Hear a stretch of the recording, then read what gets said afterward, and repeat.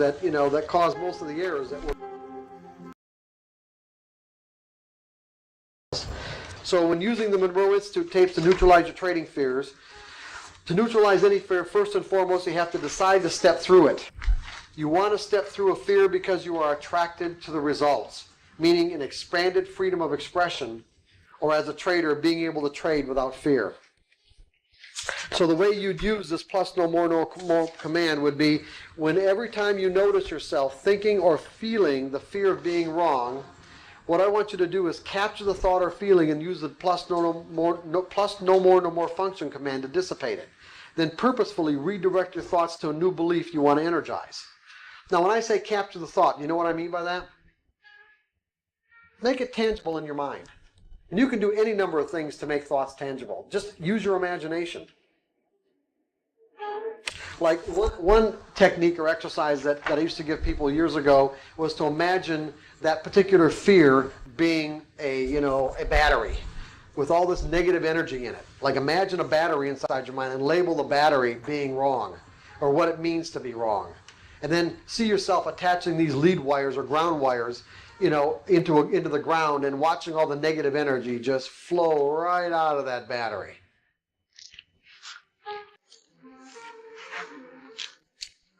While you're saying plus no more, no more. But most also, what is just as important as going through this exercise of using plus no more is to also redirect your thoughts to what you want to believe. What do you want to believe? I want to believe my success will come from a string of trades. Not this next trade, but a string of trades. Because if I've got an edge, that edge is going to play itself out in my favor over a string of trades. Or trading is not a right or wrong game. I'm committed to staying focused on the skills I'm attempting to acquire. Or I don't need to be right on this next trade. I don't need to know what's going to happen next to make money. Those are all positive beliefs that can replace trading out of thinking that it's a right or wrong game or has anything to do with being right or wrong. It's just a probability game. Dave, come back to that bottom fellow. If you didn't follow your rules, you consider that wrong, right? Let's say you didn't follow, you want to follow resistance and support, you didn't follow it. That would be wrong, though, right? That would be okay to say you're wrong because you didn't. You just. Well, John, I don't see. The thing is like I don't know if that serves you. Okay, you can do whatever you want. To me, if it depends on the context of the word wrong. For most people, the context of the word wrong is that it's extremely negative. Now, and the problem is that if it causes you to experience a negative state of mind, that's something you're going to want to avoid. And as a result of wanting to avoid it, you may not be completely honest with yourself. And so therefore, if you can take even that out of a wrong context, it's just something that's there. It's just something you did. It's just, it's just like looking at the nature of mistakes. Mistakes don't have to be mistakes in the negative context in which we're taught. Mistakes just point the way to what we need to learn. So if you didn't follow your rules when you're doing that bond exercise, what is that saying? It's just saying, okay, I'll just do better the next time. Instead of saying, I'm wrong, this is wrong, I'll just do better the next time. Just the same thing you'd tell a kid or something that was, do the same thing to yourself. Give yourself the same break, okay?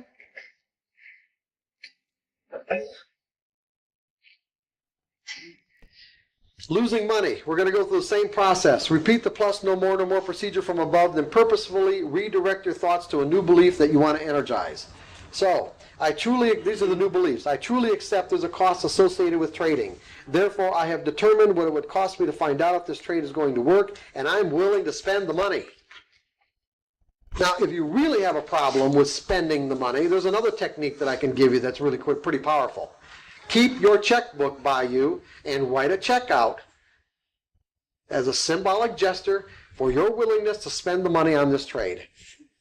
So if you're willing to say, if you've determined that the risk of this trade is $500, you write a check out for $500 as a symbolic gesture saying, okay, this money I'm willing to spend to find out if this trade's going to work.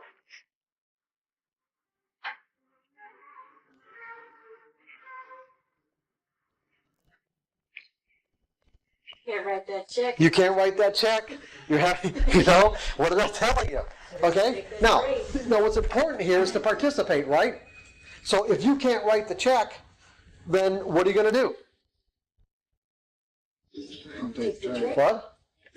Oh, okay, maybe not take the trade. There is something, that's the last resort, not taking the trade.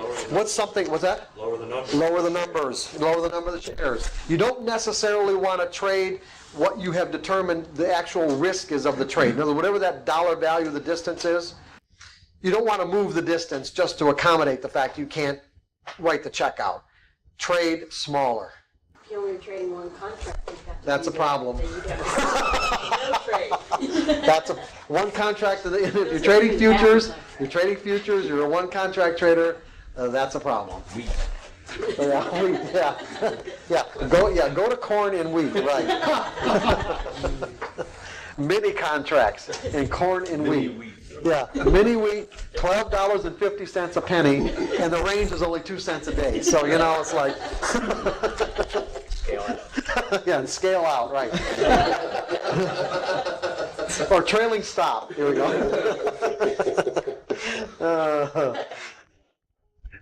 Great. I guess the way my style is sometimes I'm accepting of the risk being a nickel, accepting of the risk being a dime or 15 cents. And due to market conditions, it's a quarter. It's like I think to myself, gee, I never thought I was going to lose a quarter or 30 cents. That wasn't my goal. But it just, due to the function of the market at that time. How do I get around that? I mean, because you misassess the actual risk? Yeah.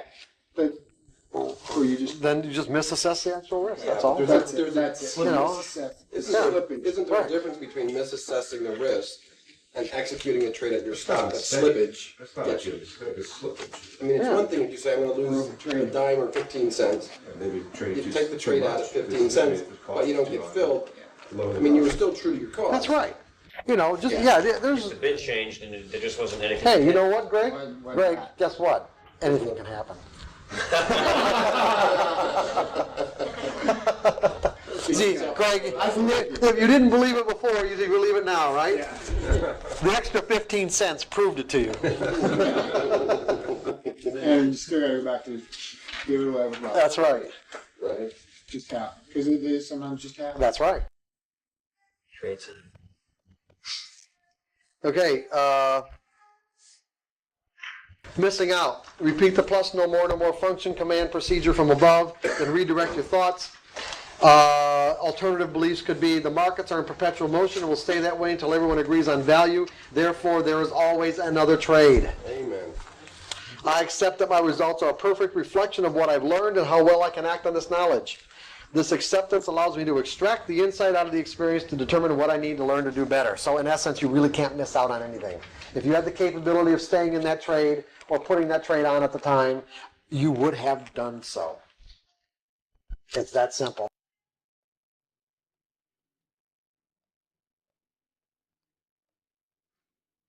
If you allow yourself to get, to tap into whatever it means, let's say the negative connotation of what it means to miss out, then you're not helping yourself. I used to, I don't know, this goes back to number 2. It goes number 2 here. Yeah.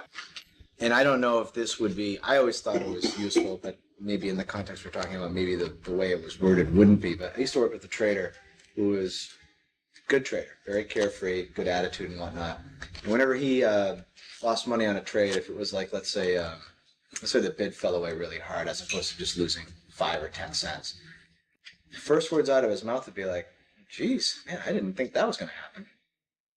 And it just seemed like a very calming way for him to, and he'd be right on to the next. That would be good for Greg. You see, that would be perfect for him. I didn't think that was going to happen. Write it down. Yeah. But he'd say it in a very jovial way. Mhm. Like, jeez, didn't think that was going to happen. How can you, if you're not taking your trades consistently, right? How would you incorporate it? I'm not, I'm not sure if that really fits with this. well, not really fits with what? If you're not taking your trades consistently, so you're getting a signal and you take it sometimes you don't. Do it whenever you're in the moment, whenever that is, whether you're taking your trades consistently or not, it's really not a function of using this. All right. Whenever you're in the moment, that you feel these fears of missing out, being wrong, or losing money, Not going or leaving in. money on the table, then you use your function command, whenever that is. In other words, if you like, at the moment when you should be taking the trade, you don't. You use function. That's right, exactly. Whenever, remember, capture the thought, okay? Capture the thought and use the plus no more Right, function that's going to command. be based on fear of some kind. Exactly, You right, take it. right. And do the best you can. Okay, leaving money on the table. Go through the same procedure. I can't leave money on the table because I know that I will give myself an amount of money that corresponds exactly with the skills I've accumulated in combination with what I believe I deserve. That's the way it works. So I resolved to find out what I need to reconcile to deserve more money.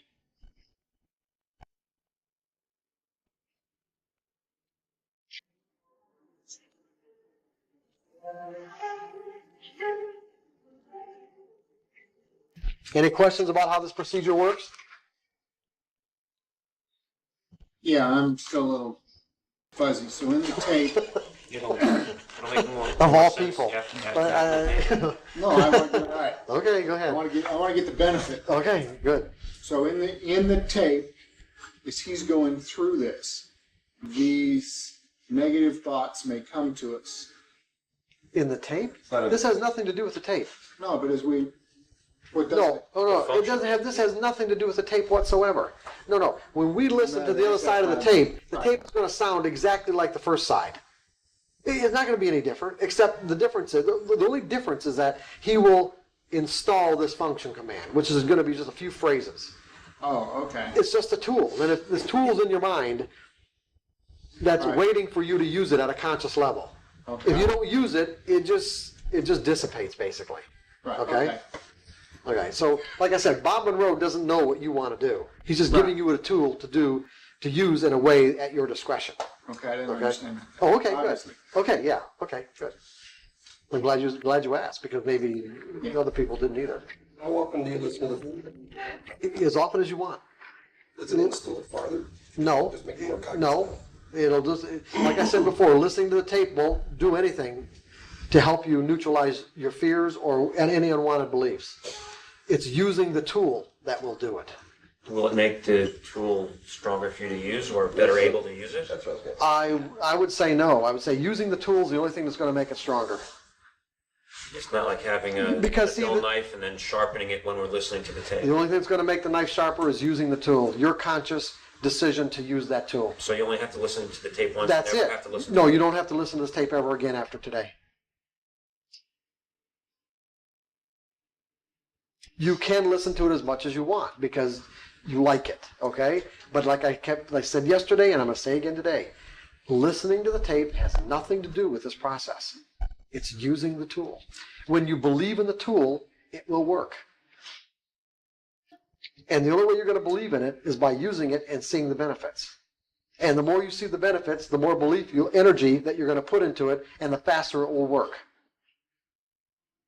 Is there a way for us, for example, the first time I listened to the tape was really relaxing, I was totally into. The second time I was very distracted. It didn't work the same way as the first time. Okay. Now when I listened to the second one, is there a way for me after I listen to know that I actually have this tool, or it's just like I didn't fall asleep the first time or the second time? Would I know that I have the tool? Just, Daniel, just use it and see what happens. Okay? Go through this regimen as I've given to you and use it and see what happens. And if you feel like you need to listen to the tape some more, well, then listen to it. But just use your own discretion about it. Okay? That's really, because like I said, the only thing that's really going to convince you that this works is by using it. And then the more you use it and the more benefits that you see from it, the stronger it becomes and the faster it works. So it's self-perpetuating. Remember I said that it won't work unless you believe it?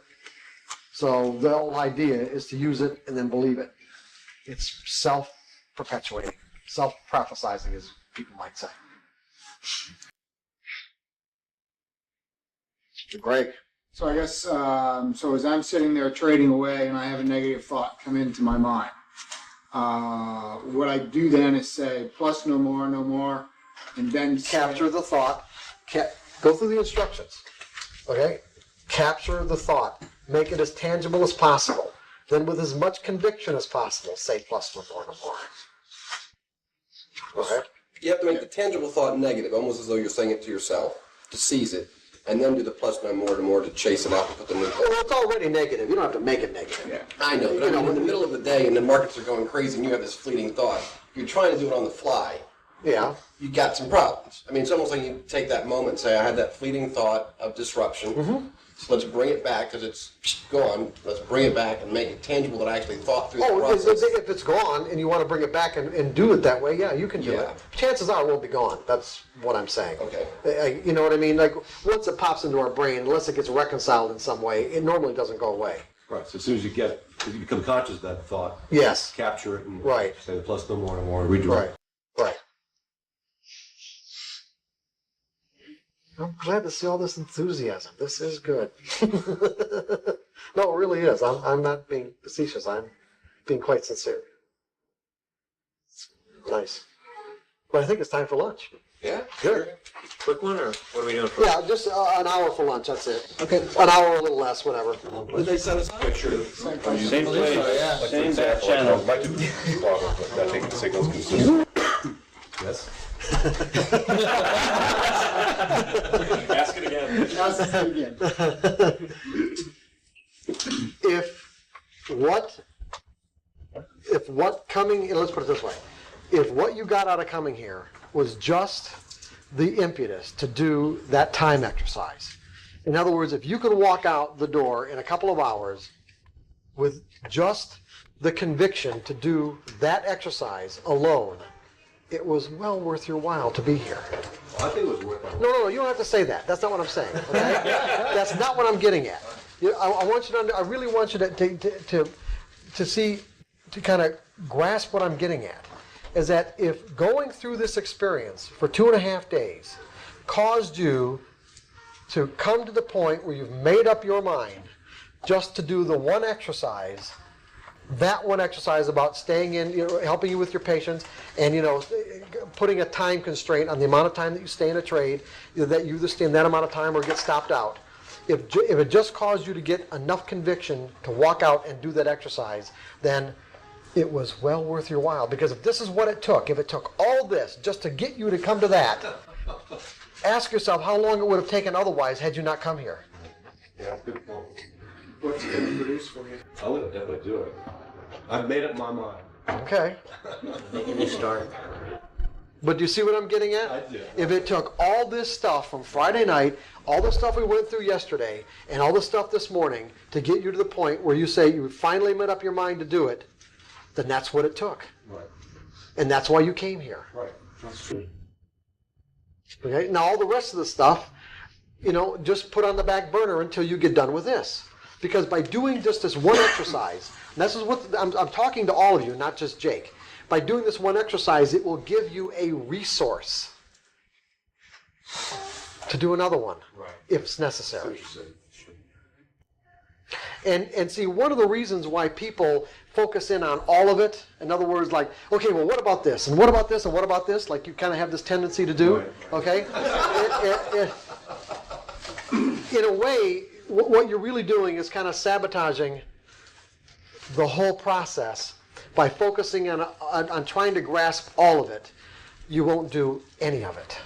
And therefore, because the implications of doing just one small slice of it is so powerful, and you know that. Subconsciously, intuitively, doing the one exercise will have very powerful implications in your life. So therefore, to keep you away from those implications, you'll focus in on, what about this, this, and this, end up not doing any of it, and end up not getting anywhere. Okay? No, I got it. Definitely. Okay. I agree. The smallest incremental step. That That exercise right now is the smallest incremental That's step. what you said basically, anyway, that's how you gotta do it. Right. Break it down to small steps. Right. One step at a time. Right. Go ahead, Greg. I guess I'm a little bit more of an intuitive trader. But I'm working on my patience, which the exercise has great implications for me. How do I just gotta shut while I'm doing these exercises, just kind of turn my intuition off? Yeah, your intuition doesn't really have anything to do with this exercise, you might say. The intuition would have to do with how you set up the exercise. If you get an intuitive impulse about how to set this up, or how to set it up directly for you, like if you were to ask the question, how do I need to set this up, let the question go and wait for an answer, that would be using your intuition as part of this process. Yeah. The process itself is somewhat mechanical because what you're doing is going through a set of steps to neutralize any resisting or conflicting thoughts. Yeah, I guess because like one of the things that I have developed is if I start feeling comfortable that I can hold this for an hour or 2 or 3 or a day, it's an immediate cell signal.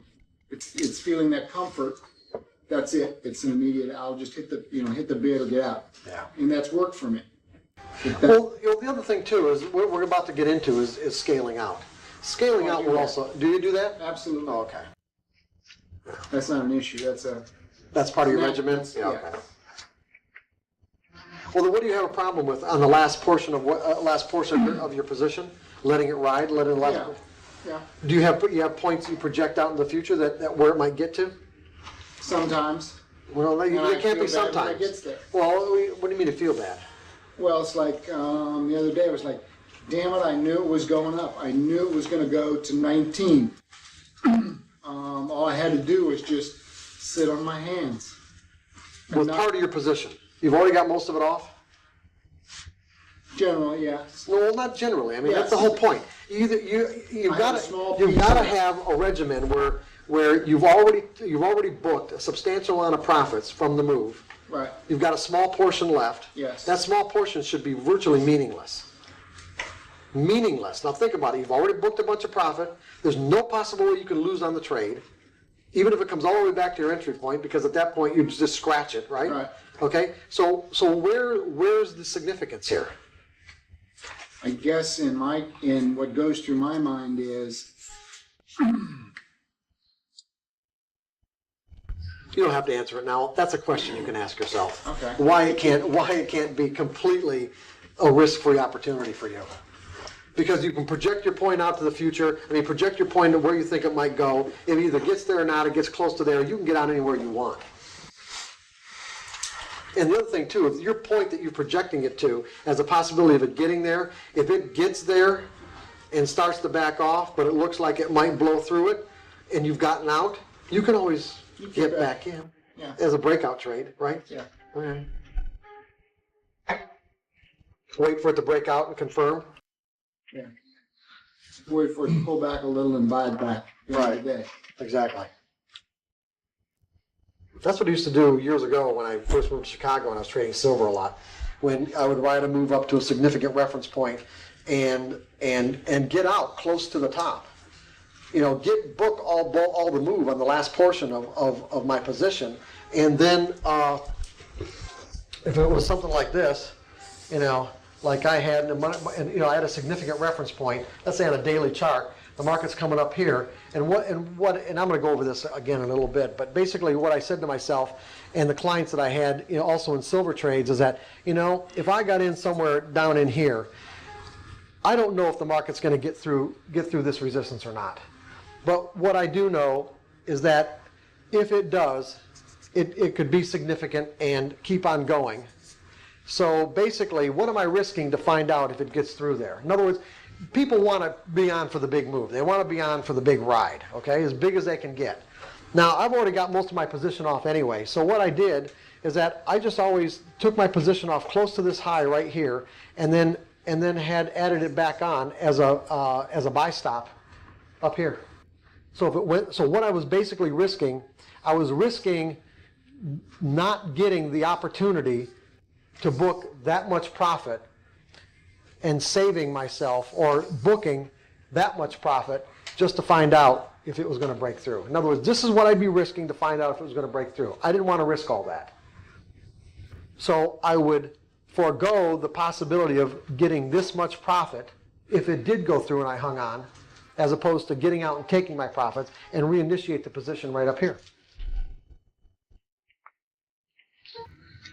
Alternatively, many times they pull back and then they go in, especially like toward the end. Yeah, well, it depends, it depends on your methodology and how much you need to, in other words, you say it goes through, it pulls back a little bit, and then does this, okay? Well, that's just a function of how much you need to risk to be into this trade. Okay. Yeah, once it breaks through, how far are you going to let it go back, back past this line to tell you that it's possibly not going to work? That's all that is. And there are a lot of different breakout methods that'll tell you exactly how much you need to, how much you need to risk in these cases. And it depends on the time frame you're doing it anyway. 2-minute chart's going to be a lot different than if that were a daily chart or even an hourly chart.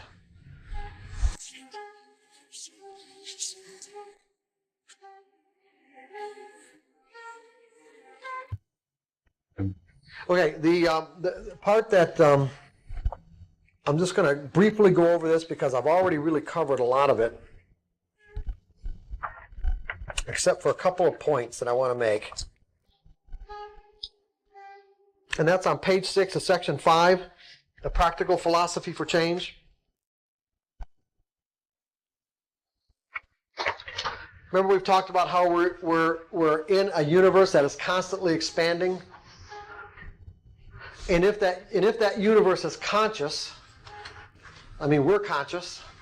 There might be certainly other aspects of the universe that's conscious. There might be a consciousness at, let's say, the macro level. And if that universe is conscious, it would seem as if that universe has a desire, this universe has a desire to expand. It is doing so, definitely. And we are expanding. We are evolving. Animals evolve. Insects evolve. Plants evolve. Even the earth evolves. So if you just kind of look at this from a practical perspective, what do we got? We got a universe that's constantly expanding. We got a universe that seems that, this might be making a huge leap in terms of an inference, but I'm going to say a universe that even desires to expand. We exist at the micro level. We're a part of this universe. And it would seem to me like if we are in harmony with it, our lives would be infinitely easier, simpler. And if you look at the evidence of that, there's an abundance of evidence to suggest that what we need to do is continually expand. And why do I know that? Why? Look at the emotion of excitement. What gets us excited? What gets us excited? What? Learning. Learning gets us excited. What does learning imply? Change. Expansion. A mind once expanded can't go back to its original form. A mind once expanded cannot go back to its original form. You can't be who you once were once you've expanded yourself. Learning excites us. Starting a new project excites us. Starting a new job, unless we're dreading it for some reason, we're acting out of desperation, excites us. There's some powerful implications here in relationship to a kind of life philosophy. If all these things excite us and create a sense of satisfaction and happiness, then not doing it would imply what? Not expanding, not learning. Would imply what? That we ain't going to feel so good. It's called depression, hopelessness, feeling sorry for ourselves, stress, anxiety. What is stress? Simply our beliefs, our inflexible beliefs in relationship to an environment that is changing and we refuse to acknowledge the changes. Right? Environmental forces that are in conflict with our beliefs, and we are refusing to be adaptable to the extent that we are feeling stress.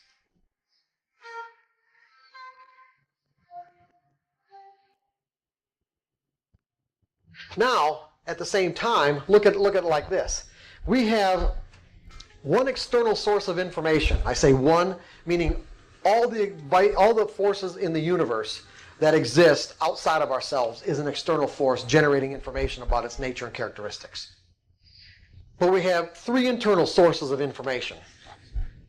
And if you look at it from one perspective, it would seem like if we're in a universe that's constantly expanding, where every moment is truly unique because atoms and molecules are in motion, and as a result of being in motion, they're in a constant state of change, making what's really out there constantly changing. But at the same time, everything we experience and record in our mental environment as a memory remains static, and the beliefs that we acquire as a result of these concepts that we end up formulating about the nature or how we describe the nature of the way things exist, if they remain static, it would seem as if, and it requires, and to be happy requires being adaptable and adapting and expanding, it would seem like the universe has played a cruel hoax on us.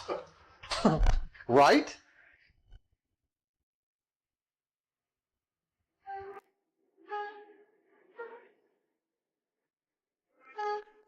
Except for what? Is there a compensating factor? Is there something that assures us that we can change and adapt?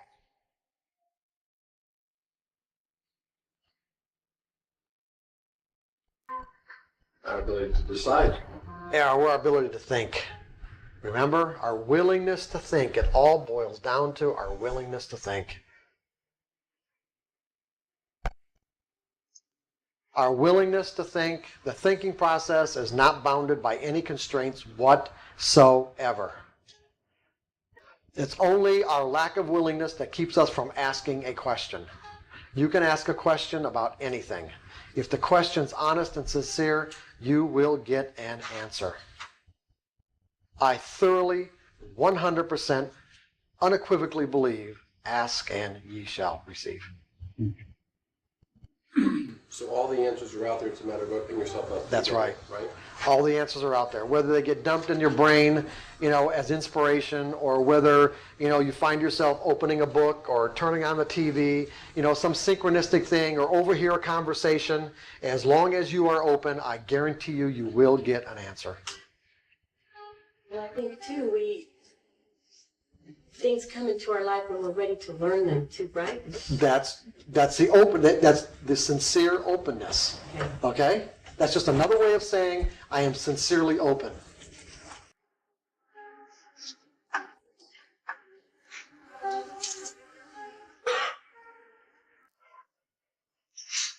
Because this part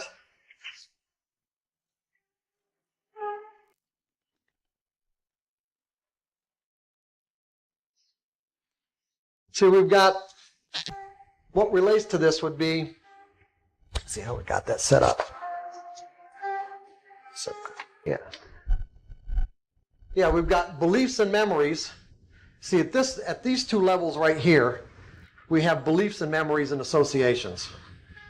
Well, I don't have to write it down. Beliefs, memories, and associations, which can all remain static. But we also have, and the way scientists also relate to this is left and right brain. This could be left brain stuff that's rational. Everything that's rational has to do with something that already happened. A rational thinking process is a process bounded by our past. But creativity definitely exists. And by definition, it means bringing forth something.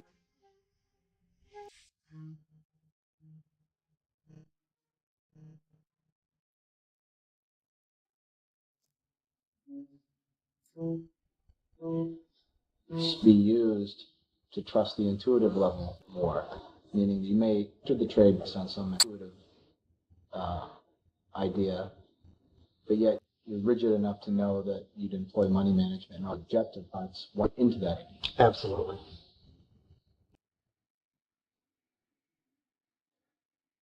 So that could be a way for you to trust that intuitive aha. Absolutely. It's a good point, Could too. you repeat that? I kind of got it. What I was basically getting at, I just basically had it just occurred to me when we were talking about this. There's many times, and I think it probably more similar relates to S2N trading. There'll be many times where I'll see an opportunity, but it doesn't meet the traditional objective criteria used for it. And as a result, I can't justify it, and therefore I don't take the trade. I was just thinking to myself, if there's a way for me to take the trade based on that impulse, that intuitive impulse, reinforce with the concept that once I'm in the trade, I use all the traditional measures I used from trading objectively day to day, money management rules. How can I get burned any worse than if I'd taken a trade based on purely objective measures? It would give me valid reason to take that trade, provided I immediately kicked into gear with all the other measures I use on a day-to-day basis to try to keep me out of trouble every day. Which is exactly what you need to do, which is exactly what we're going to cover anyway. When you said we're getting ahead of ourselves, you're kind of right, because that's how you counteract euphoria. You could be in a completely euphoric state of mind, and in essence, riskless, but yet you'd still have to have a mental mechanism, a monitoring mechanism, for you to notice that you're breaking your rules. The piece that I'm not obviously at yet, I've made the connection. What I think I would need work on is getting myself now to put the trade on, understanding full well that the other rules will fall into place right after. I've never made the connection up to this point, and I just don't know if that's going to be the solution. It probably will. All you got to do is say, how much have I got to risk to find out? Right. If you're willing to accept the risk, then you'll take the trade. And wouldn't part of it just be doing it, and then if it's working, it's something that you can trust, and if it's not working, then you know that it isn't working, and not to take those trades in the future? Well, see, it depends. See, the problem is this is the kind of thing we have to watch out for when we start mixing levels of development. In other words, what we want to do right now is just stay focused in our own level of development, whatever that is. If I've got to trade mechanically because there are certain skills that I need to acquire, like learning how to think in probability, carefree state of mind, objectivity, if I don't have all those things, at a functional level in my mental environment, then we shouldn't even be having this discussion. It's irrelevant. It really is. Because like I said before, you can get intuitive impulses, and I'm saying notice them, write them down, don't act on them. Don't act on them until you've got all these other skills in place, firmly in place. And there are ways to know that you do. We're going to go over that in a minute. So there is some, it can create confusion about, what stage of development you're in and what you need to do as a result of that stage of development. I'm going to dispel that confusion right now, hopefully. But, just the important thing is to stay focused on where you're at and where you need to be. Because look at it this way. What he will find out, hopefully to answer your question, Jeff, what Dave would find out by taking a trade like that is that if it was really an intuitive impulse, it'll work. If it wasn't, if he was manufacturing that impulse because of something else going on in his life, okay, then he's going to find that out too, because I guarantee it's going to be a loser. When you say that, How can I say that? I just, trade works, but I mean, No. it could still be. you're going to say, how can I say I know it's going to be a loser? Because. Yeah, but does Okay, it? that's If it's a loser, does it mean that the trade wasn't the right thing to do?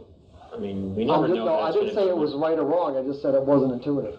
It wasn't a true intuitive impulse. So you're saying that every Yes, that's exactly what I'm intuitive saying. trade is a winner. Every intuitive trade is a winner, yes.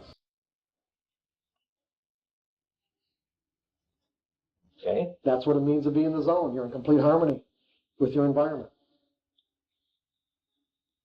Just because you're in harmony doesn't mean that the trade's going to work out. I mean. Oh no, if you're in harmony, that's exactly what it means. When you're in harmony, it's going to work out. There's nothing else that could happen. No other trader could come in. When you're in harmony, it will work out. Nothing else can happen. Stop asking questions.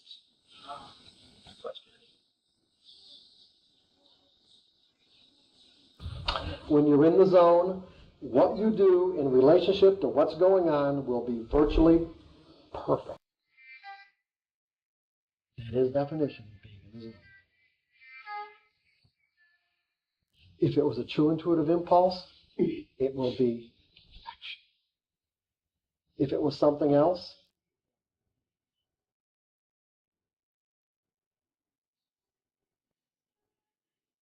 that's what it means to be in the zone.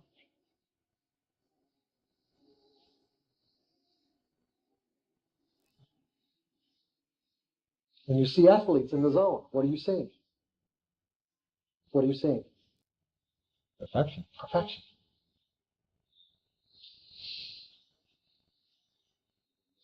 That's right. It's easier to understand when you call it the zone, but you can action in everything in life that they're allowed to be wrong. But if you call it a zone, then I understand that you're saying it's Okay. going to walk. Yeah, you could have different See, the thing is, you can have a different connotation for the word intuition, and mine, my definition, your definition might be different, which maybe obviously is, and your definition might include things that wouldn't be included in mine. But and that's one of the problems even doing a workshop like this is because I can be using words that we think we're sharing meanings on, and we're really not. So by me saying the word zone, then now you related that it's unconflicted, that's just an example of how that kind of thing can work. But by definition, Jeff, what I'm saying, by definition, is perfection. Okay? And if it didn't turn out to be perfect, then I can say that by definition, you weren't in the zone. You may have thought you were, but you weren't.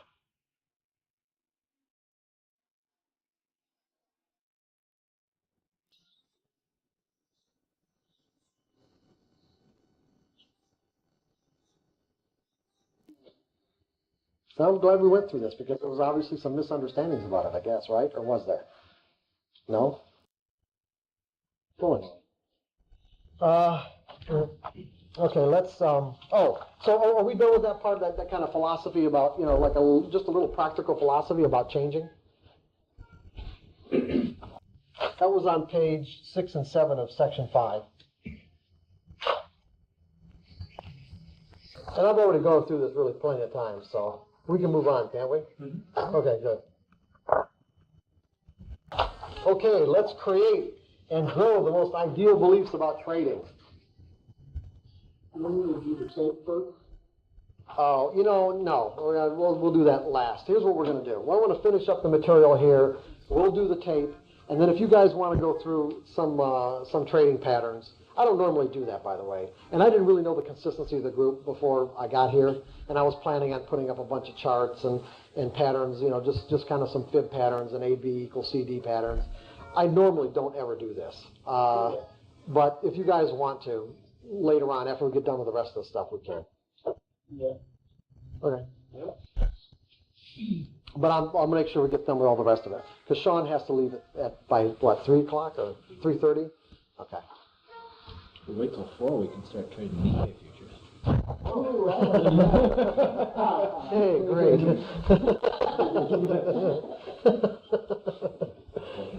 Young people with women.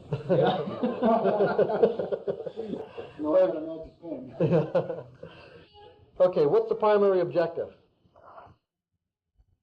What's the primary objective? I mean, it's written in the book, but, what's that? The what? Consistently successful trader. What, you forgot 2 words, 2 big ones. You forgot the 2 biggest words. Phrase it in a sentence, Alex. Yeah. The 2 biggest words, I am. That's our objective, to install that belief unconflicted. Install that belief unconflicted.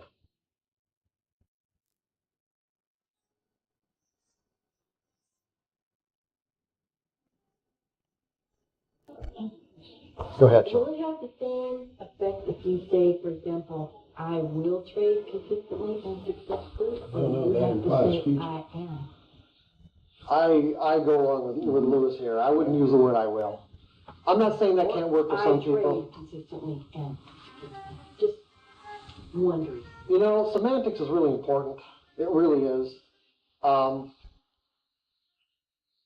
I don't know if I can answer your question, really, but other than just to say that I would stick with I am. I would say trust it. Yeah, I am. I'm not saying that saying it your way wouldn't work for you. I don't know that, Sean. There's no way I could know it, really. All I'm saying is that I agree with Ray. Trust the I am.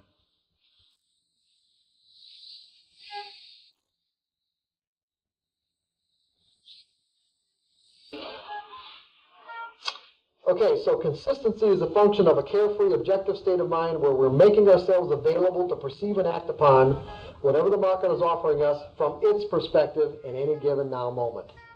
Okay, that's a mouthful in terms of a statement, right? There's a lot there. So this is a very complex process that we have to go through to get to this, to get to the primary objective of one, installing that belief unconflicted, because basically it means that I will be able to function in a carefree, objective state of mind. Carefree, meaning fearless. Objective, also implying that I completely and absolutely trust myself to act in my own best interest without any reservation or hesitation or internal conflict, under all circumstances, where we're making ourselves available to perceive and act upon whatever the market is offering us from its perspective in any given now moment. That means no potential to associate this now moment with anything in our rational mind as a memory, and no potential to perceive or no potential to define or interpret market information in a threatening way.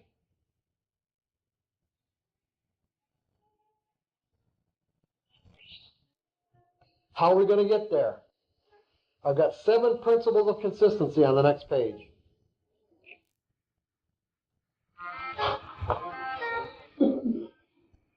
How are we going to get there? How are we going to install these 7 principles of consistency in our mental environment? 1, I am a consistently successful trader because I objectively define my edges. 2, I predefine the risk of every trade. 3, I completely accept that risk or I'm willing to let go of that trade. 4, I act upon my edges without reservation or hesitation. 5, I pay myself as the market makes money available to me. 6, I continually monitor my susceptibility to making errors. 7, I understand the absolute necessity of these principles of consistent success and therefore never violate them.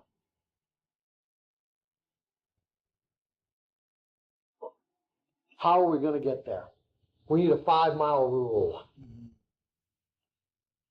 Anybody got any ideas?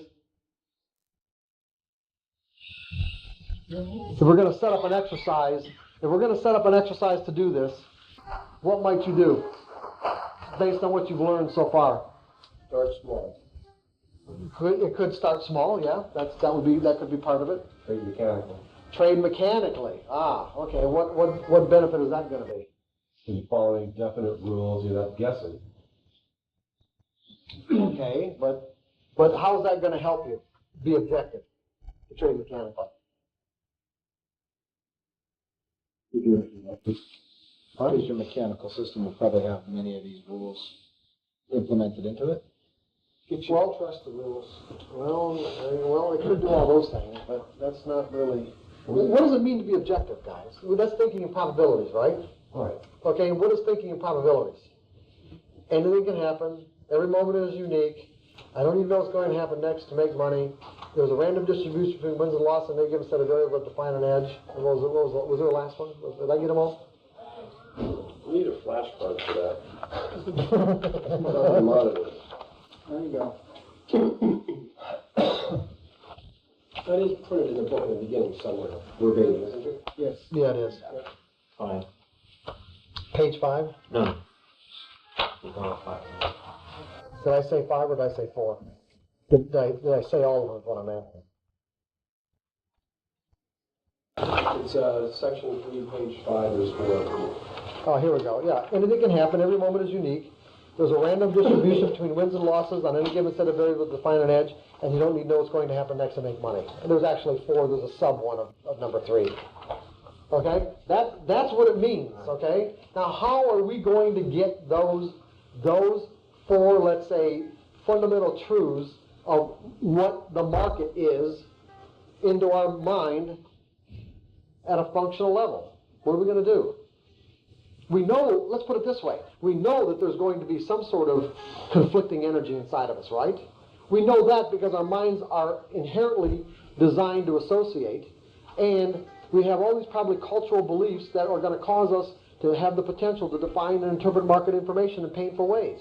So we don't even have to know exactly what those beliefs are, but if we set up an exercise or a regimen that causes us to confront one of these, regardless of what they are, at least we know that we're experiencing conflicting thoughts, something different than what our objective is, and then we can eventually dissipate the negative energy and build up the positive energy. Now, what might we do to do that?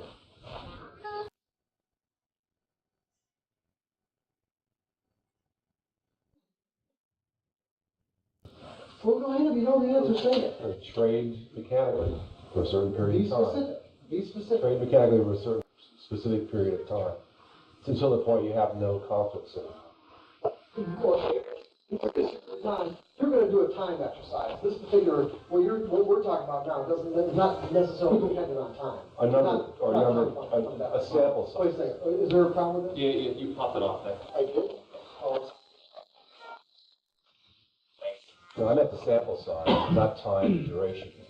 oh, okay. So you mean trade and sample sizes? Right. Okay. So here's what Jake is talking about. The way you can install these 4 or 5 fundamental truths about the nature of the market, which comprise the principles of what it means to be objective and stay in the now moment, is by going through a specific trading exercise. One that will cause you, merely by the way that it is designed, it will cause you to confront any internal argument that will come up into your consciousness, causing you to want to do something different than what your objective is. The objective will be this. First of all, you have to have what your entry signals and your exit signal on a loss have to be precise, meaning that there can be no subjective decision making as to whether or not the variables that you use to define your edge are either present or they're not. They are either present in the market based on a specific set of variables, or they are not present. You have to know exactly. And the reason why why would you have to know exactly? I'm going to ask you, why would you have to know exactly? Otherwise it's subjective. Otherwise you don't really know if it's internal resistance or you're saying, oh, well, this really isn't a signal. Okay? Precise.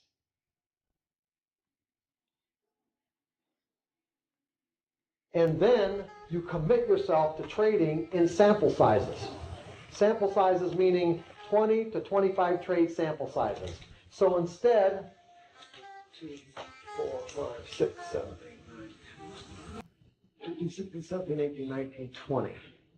Okay, so what you say to yourself is that instead of taking the next trade, the next time these set of variables roll around in the market, the next time my edge appears, instead of taking just the next trade, I am committing myself, this is the 5-mile rule, I am committing myself to take the next 20 trades. To take the next 20. Why is this?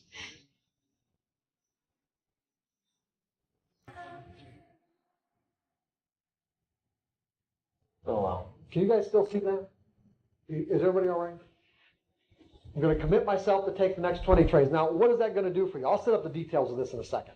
What is this going to do for you by having to take the next 20 trades? Force you to confront everything. Yeah, because see, even though you may have a methodology, your edge may work, let's say, 60% of the time. And by the way, I want to stress, the edge that you use for this exercise does not have to be particularly good. It can be very mediocre. It doesn't matter. It's doing the exercise that counts. It doesn't really matter what your win-loss ratio is. I mean, except for the fact you don't want to hit 20 in a row as losers. I mean, you know. But here's the important part of this. What do we know about the nature of the market? That anything can happen, that every moment is unique, and that there's a random distribution between wins and losses, and I really don't need to know what's going to happen next to make money. Doing this exercise appropriately will convince you of every single one of those statements. Every single one of those concepts you will be thoroughly convinced of if you subject yourself to this exercise. You want to know why? Because you don't know the sequence to wins and losses on this 20 trade sample size. You don't know what it's going to be. It could be win, loss, win, win, loss, loss, loss, loss.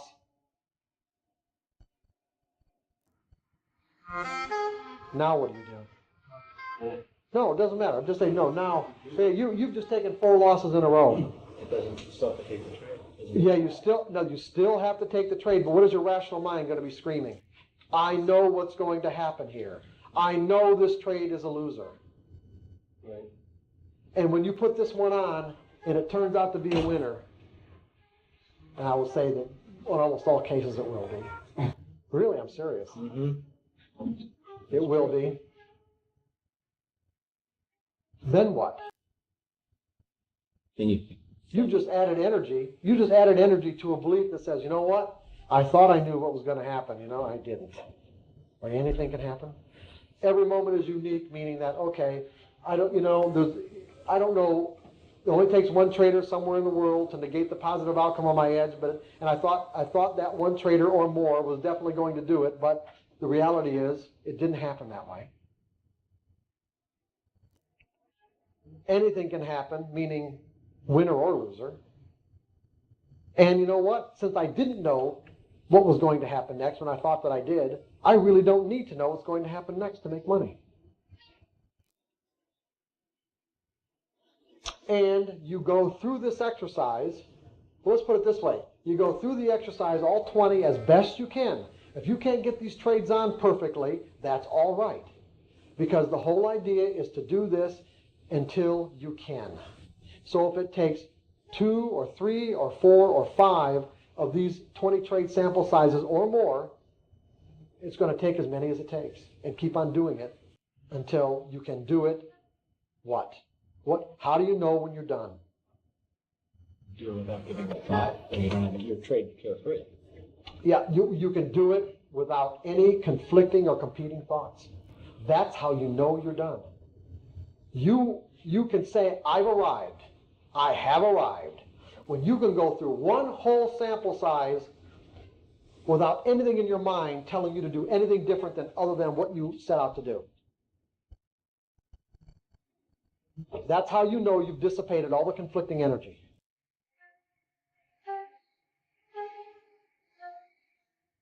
Is that making sense to everybody?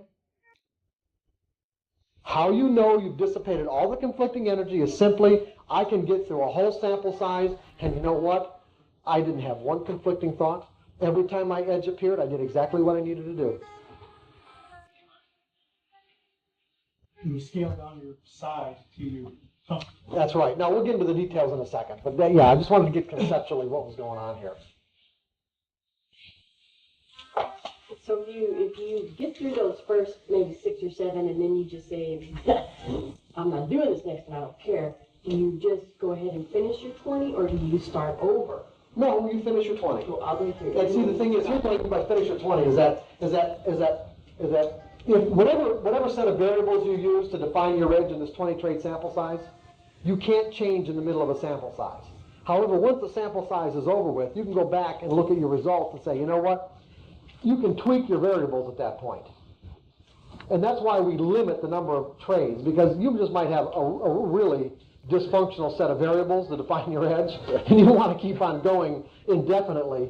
What you want to do is you want to make the sample size large enough to adequately test your edge, small enough so that if it isn't a good edge, you're not losing an inordinate amount of money before you find out.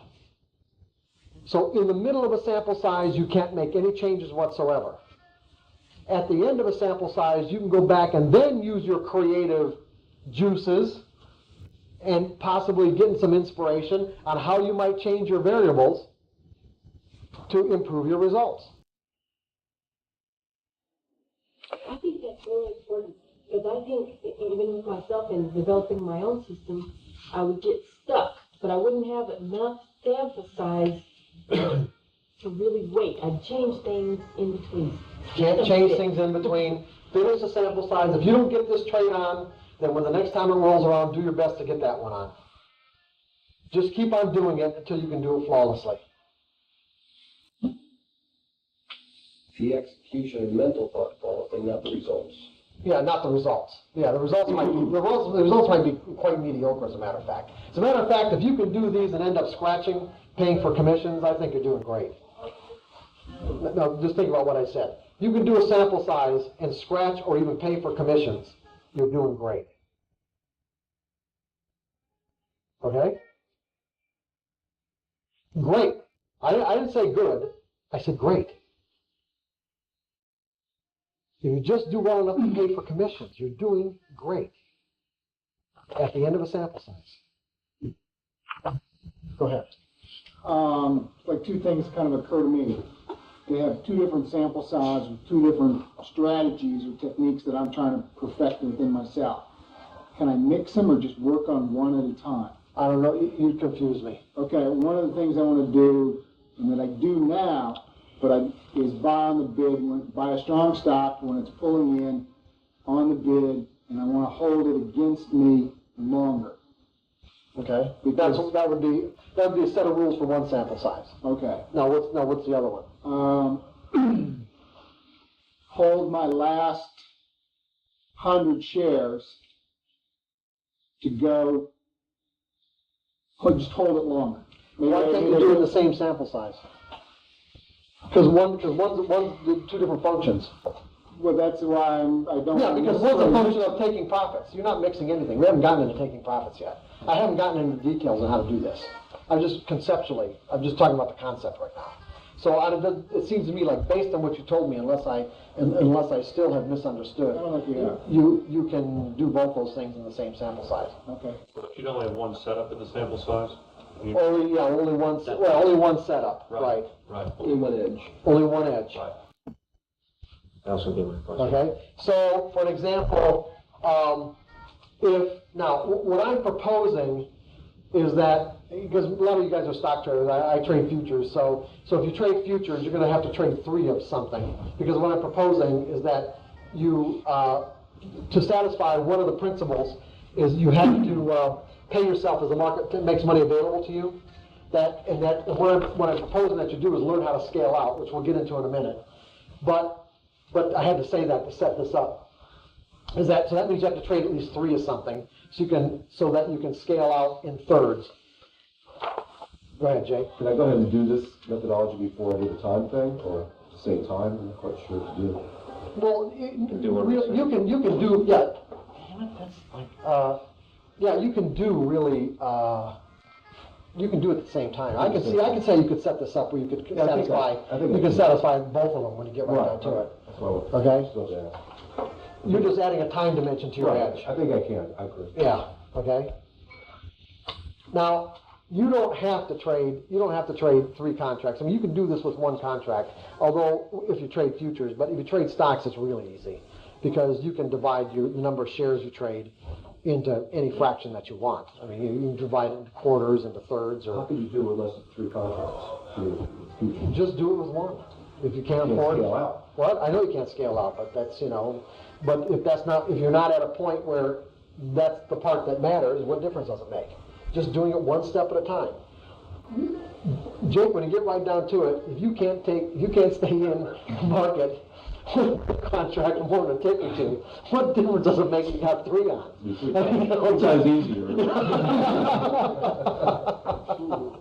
I'm sorry, Jake, but it's like, it doesn't make a lot of difference, okay? You just might as well do it with 1.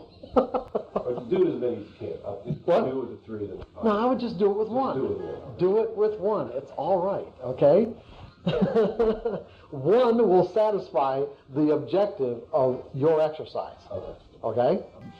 However, it will not satisfy one of the principles of consistency, but that's all right, because when you can do that exercise and do it flawlessly, then you can move to 3 contracts and then integrate the money management part of scaling out into it. Okay? 1 step at a time, Jake. Okay? See, that's where your impatience comes in. Which is good. See, it's good. I'm glad you're here. You see, if you didn't come, you wouldn't get this, would you? That's right. See, listening to the tape, if someone like Jake weren't here, see, you wouldn't get any of this. I'm sorry, Sean, go ahead. I just said that's harder to do than it looks. Believe me. I tried. Is that an understatement? Well, you know, you just write it up there, it's like, oh, yeah. Yeah, right. I know it's Yeah, gonna be. it could take people a year to make up their mind to do this. More. Easily, a year or more to get to the point where they make up their mind to do this. Easily. Easily. I would be surprised, actually, if there were more than one or two people that could walk out of this room and start doing this. No, I can attest. I'd be shocked. I really would. Go ahead. I was going to say, in the book you mentioned about the fact that there are sites, or there is one site where you can do. Wait, run a little bit louder, because I can hardly hear you, and I probably know the people on the tape probably can't either. In your book you mentioned that there's one sort of site where you can probably go through this without actually placing live trade. Oh, yeah, you can use simulated brokerage accounts, or a simulated brokerage service, put it that way. That's not True. No. If that's where you're at, If that's where you're at, then that's where you start. You're not dealing with any of the real emotions? Oh, yes, you are. That's not true. You think so? Oh, absolutely. No doubt about it. There are people that do not have to have the real money involved, and they feel exactly the same way, whether they're putting on a simulated brokerage account or a real one. Really? No difference whatsoever. Is there a site you could, Oh, there's AutoTrack for one thing. you don't have to be a customer or anything? Oh, no. Well, no, that's what they do. That's their whole purpose. Their whole purpose is our simulated brokerage accounts. AutoTrack? AutoTrack. D-I-T. What? Say it again? A-U-D-I-T. Yeah, AUDITTRACK.com. There's two people talking, A-U-D-I. T. Audit. Audit. Audit, oh, Yeah. I'll just buy the book. All right. I can't afford it till I I can't afford a book till I make money off of this. Okay. Okay. The other thing too is that there are a lot of brokerage firms that have online execution services that'll let you use them for 30 days without opening up an account. Also, I was in a couple of competitions, stock competitions. You can do that just to, I can't remember the name, but there are a couple of them. You do a search and they do free, but they have a deadline for the end of the competition, and you can just play, Go ahead. In setting up the sample, the only thing that has to be consistent throughout the 20 is the edge. Yeah, the edge for entering the trade and how you define what a loss is. They have to be absolutely precise. Absolutely precise. You can have different stocks. You can have what? You can trade different stocks. You can trade different stocks. I mean, I wouldn't necessarily recommend that you do so. You can trade different stocks, but the edge has to be consistent, whatever the stock is. And again, it has to be precise. Entry and exit on the loss side have to be absolutely precise. Now, the other reason why a simulated brokerage account or like something like AuditTrack would be good for people is that it's a good way to forward test your edge. See, before you want to put your real money on the line, you may want to do 20 or 30 trades or 40 trades using a simulated account so you can see how well it works. Because some people don't have the sophistication to back test, and they don't have the proper software, or want to go through a learning curve of learning how to do it appropriately anyway, or pay a back testing service. You don't have to do that. You can just forward test in a simulated account.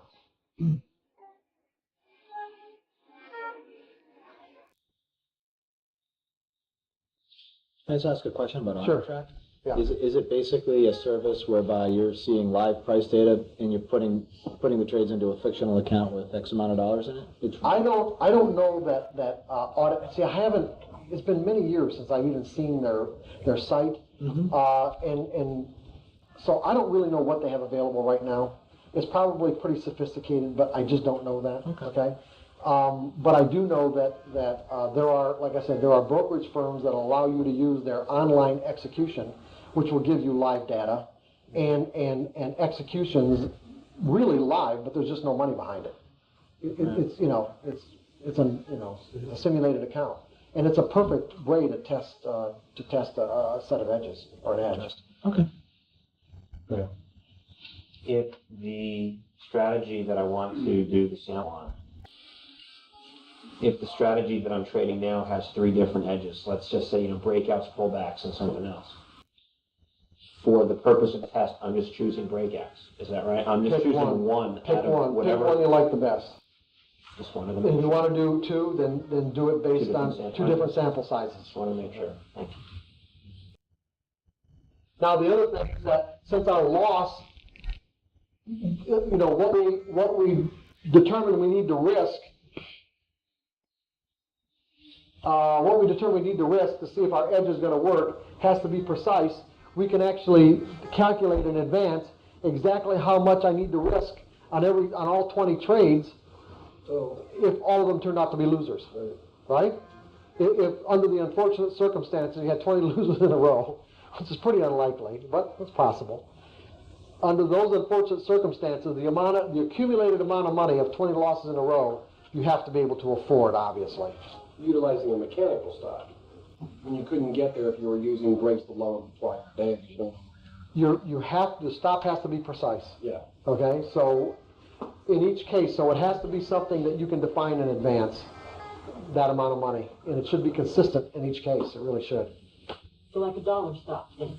Well, I'm not saying picking an arbitrary dollar stop. It should be a stop based on technical indicators. Okay. Yeah, but even if it's using the prior day's low, you can just change your share size, so you're risking $100 per trade or $200 per trade. That's true. You could do that too. Good point. Very good. Would you repeat? Even if your exit is going to be the prior day's low, so for every trade it'll be a different fraction. It'll be 30 cents on one and 50 cents on the other. You can make each trade. You can say that you only want to risk $200, so that each trade you'll vary your share size. So if you're closing out at the prior day's low, you're still losing the same set of same dollar value.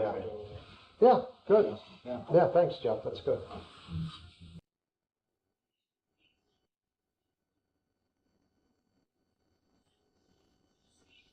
Everybody clear so far? And why are you doing this exercise? Why would you even consider doing it if you do decide to do it? Confront everything head on. Yeah. It'll create a head-on confrontation. A head-on confrontation with every conflict that you have inside of you about what it means to think in probabilities. And that's exactly what you want. We're not avoiding this confrontation. We are looking forward to it.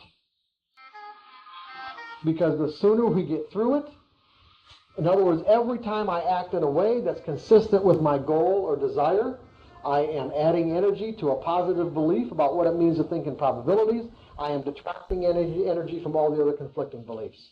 It's that simple.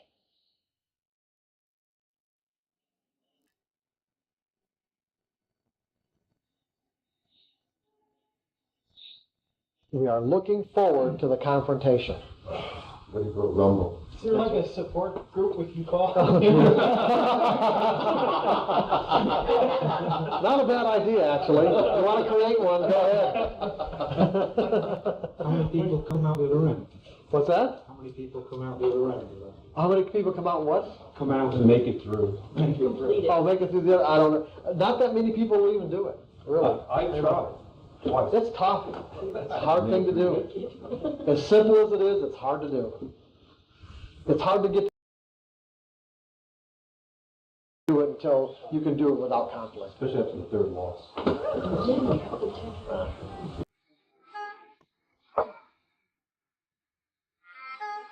If I can see the wheels rolling in Dave's brain, he's going to make everybody in his office go back and do this.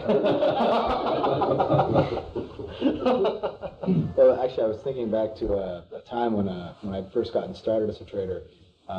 Someone who was far more experienced said to me, "You're never going to learn how to hit fastballs by hitting softballs." And I don't know if it really relates directly to that, but there was an element of truth to that, with the exception of the fact that you can't.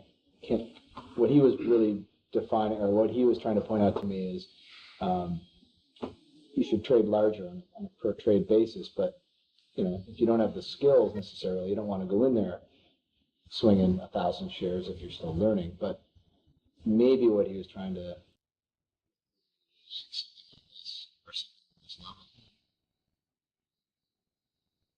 As many trades in one day has come up. I guess. Yeah. In other words, you could theoretically get through it in a day. You could. Yeah, that's true, you could. Dave trades 1 minute charts, he can do this in. Good way to start. He can be doing this in I've been through an hour opening. Jeez, Jake. What did he say? Jake's a scalper. Anyway, go ahead.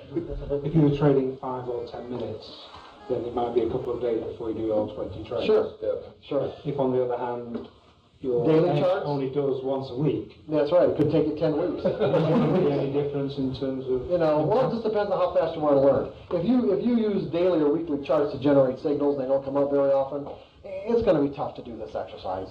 You want to go down to an hourly chart or something, so you can at least get 4 or 5 trades a week. You know. Get the pain out of the way. It's your free program. That's the way I'm looking at It actually, remember I said when you're doing this sort of thing, attitude, everything.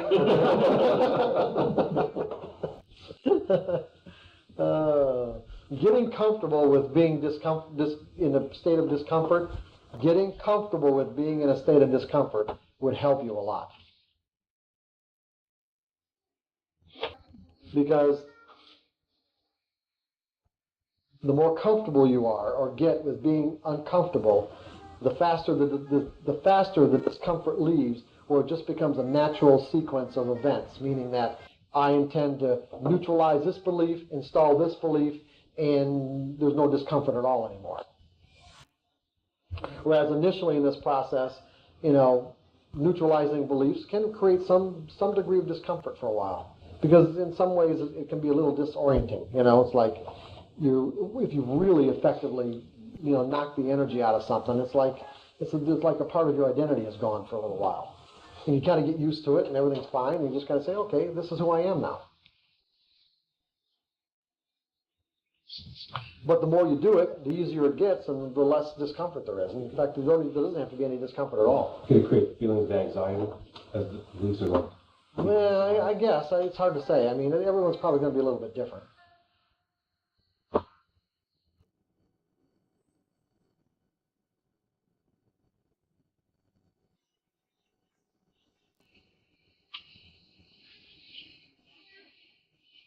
Just underline, even if you did feel that way, just know that, just say to yourself that you're going to be fine.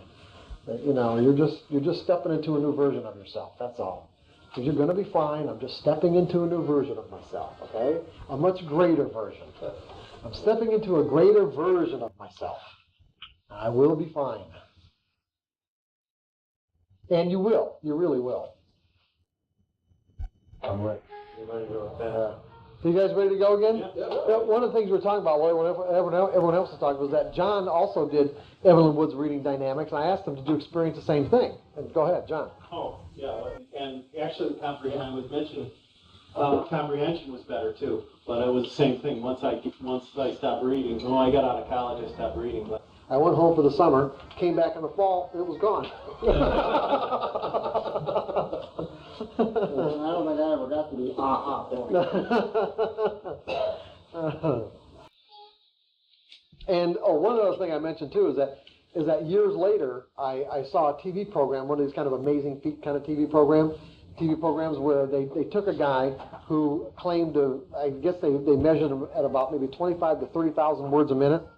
And what they did to confirm it is that they picked out randomly some books, some very obscure books out of the Library of Congress or something, and then put him in front of a video camera to have him read the stack of books in a very short period of time, or something the equivalent to how many words there were, based on the amount of time, and then asked him, detailed questions about what he read, and he did it. You turn the pages of that right. That's another thing you got to learn how to do is turn pages really fast. And they're also big books. That was it too. It was very small print and really big books. So he could, in fact, like you could have like several thousand words on a page, so that you don't have to. That's the other thing I remember. They were really big books. What? The big pages make it easier. Yeah, the big pages make it easier to turn. So otherwise, you couldn't be reading these pocketbook novels that have 30,000 words a minute because you couldn't turn the pages fast enough. And is that as effective as actually just reading the book normally in terms of the retention of the Ask John, that's what he just said. You're more effective. No kidding. The faster you read, the more you can apprehend. Is it enjoyable? Like if you're reading just a novel or something? Well, let's put it this way. Now think of it now. Let's put it this way. First of all, you're reading, let's say, 3 to 5 times faster than you normally do.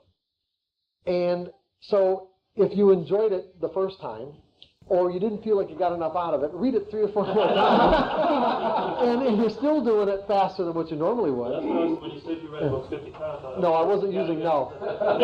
No, I wish. The other thing is that one of the things that it does is it cuts out the sub-vocalization process. One of the reasons why it's so fast is that you're no longer sub-vocalizing. You're not saying the words to yourself anymore. Okay? So there's a direct see, comprehend. There's no other thought process. That's pretty cool. It really is. How long's the course? How long was the course? About 8 weeks? Something like that? You can take them locally, I assume. You know, there's videos you can get for this now. I mean, I see infomercials. That's probably the same thing. I know there's other companies that have kind of ripped Ellen Wood off, basically. But go ahead, John. What? No, I think the guy that you saw at the Library of Congress actually had an infomercial for you. Really? Yeah. So I've seen infomercials, and it's probably the exact same process. I would imagine. And I think, does Evelyn Wood still exist? No. You don't think so anymore? Stop reading. People just watch TV now. Okay, where are we? Okay, we got this down. Precise entry, precise exit on the. No, this is starting to piss me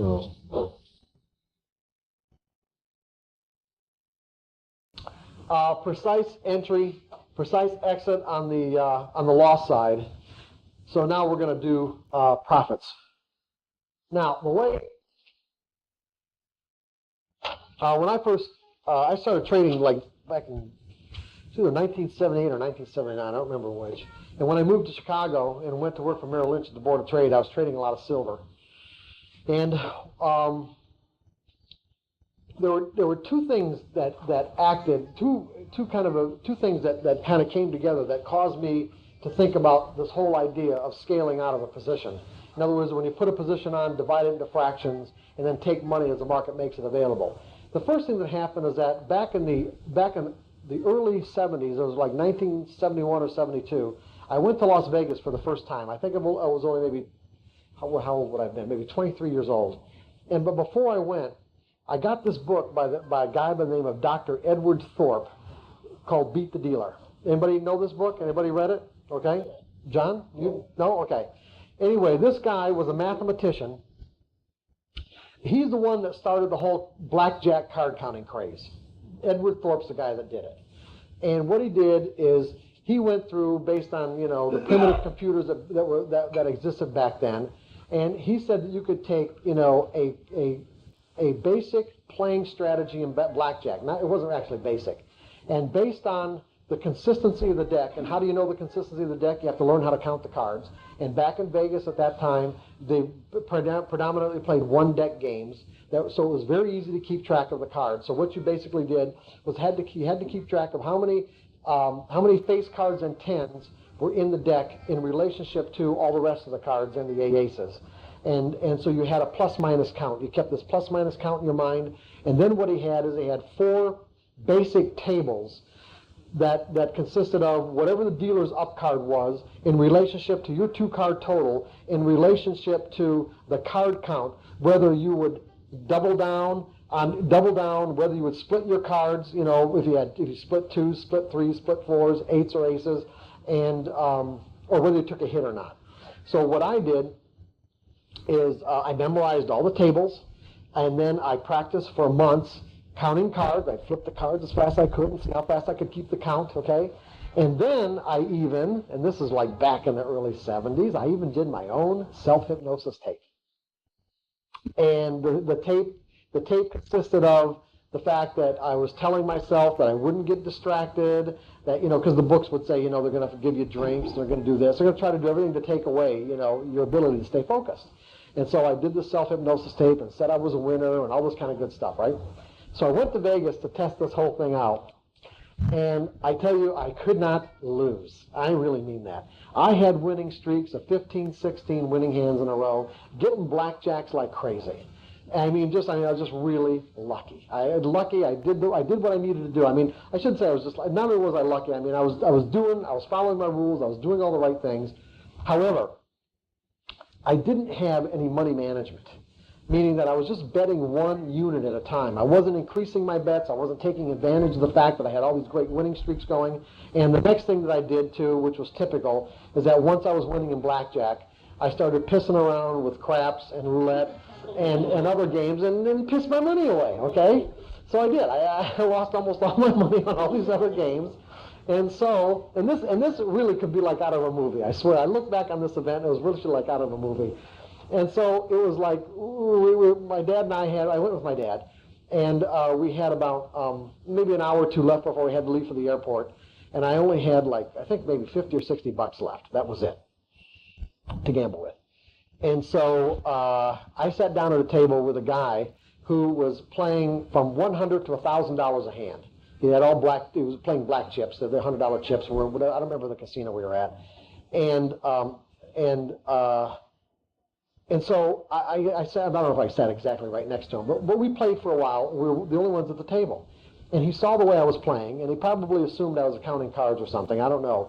But he really liked the way I was playing, and he got up from the table and kind of tapped me on the shoulder, and he kind of put his arm around me. He was a professional gambler, he was a professional blackjack player. He was like, hey kid, I'm going to teach you something here, okay? I like you, I like what you're doing, I'm going to teach you something.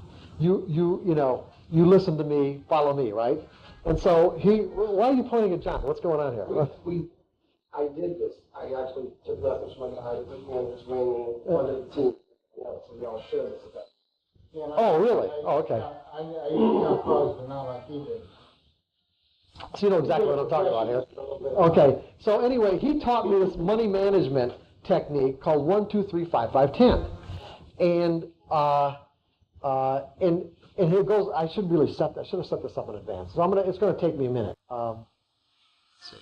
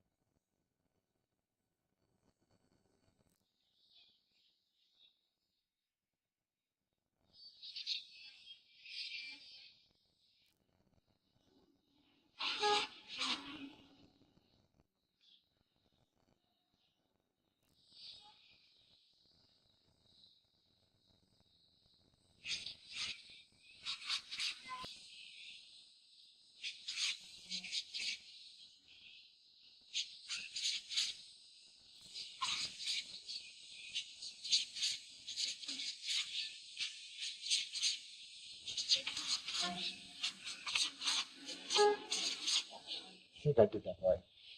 Okay. Here's the concept behind this. Now, he didn't explain the concept. He just told me how to do it. And then, interestingly enough, about 3 or 4 years later, I was a charter subscriber to Gambling Times magazine, and this system was in here.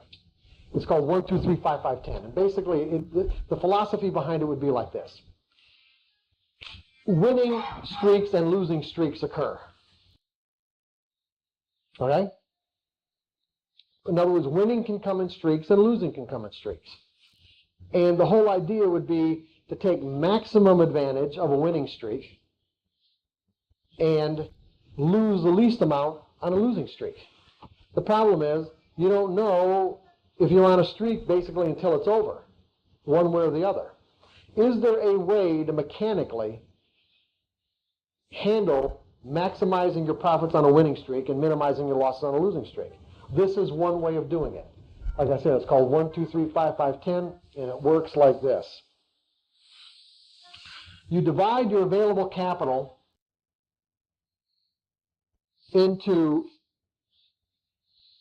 100 units, whatever it is. So let's say you've got $1,000 to gamble with. You're going to divide it up into 100 $10 units.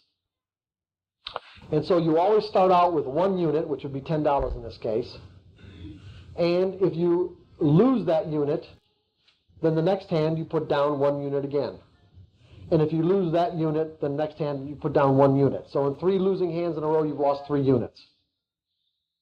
But if you win, here's what you do. So I'm playing this. This is a hand 1 in this case. I bet $10. So yeah, this is a hand 1. See, 1, 2, 3, 5, 5, 10. That's how you know how the system works. So I bet 10, 1 unit. Bet 10 is equal to 1 unit. I win a unit. I have $20. I don't rake off anything. I put that $20 in the next hand and let it ride. I win 2 hands in a row. I've won $20. I've got 40. I rake off 10, which now I have my original unit back with 2 hands in a row. I've got to win 2 hands in a row to get my original unit back. But I've got 30 that I'm betting with. I win 3 hands, I win it again. I've got 3 hands in a row. I've got $60. I take off another 10. Now I need 3 hands in a row to make a 1 unit profit. But on my 4th hand, I've got $50 bet. I make $50. I've got $100. I rake off 50. So 4 hands in a row winning, I've got 7 units or $70. On the 5th hand, I bet 50. I make 50. I get 100. I don't rake off anything. On the 6th hand, I've got 10 units riding. See, 1, 2, 3, 5, 5, 10. That's the number of units riding. I've got 10 units riding. I make 10. I've got 200. I rake off 10. I've got 170 or 17 units. And I keep that 10 riding until I lose it and go back to 1.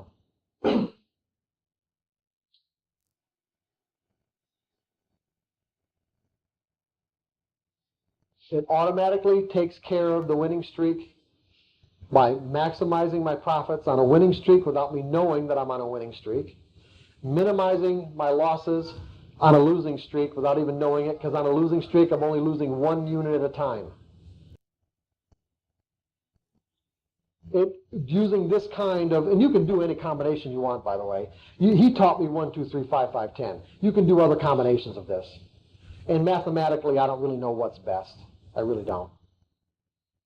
All I'm saying is that, but this does work. If you go to Vegas or someplace where there's a casino and try this out and follow the rules, do it.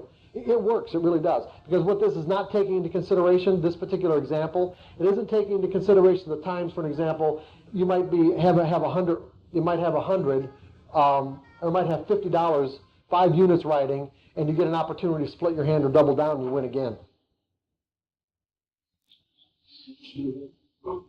Stay with it, just take the additional profits off.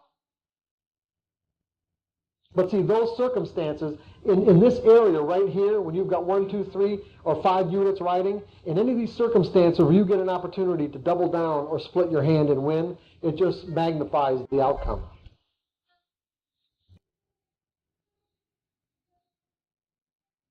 as well as magnify the outcome on the loss side if you're, if you happen to double down and lose under these circumstances too.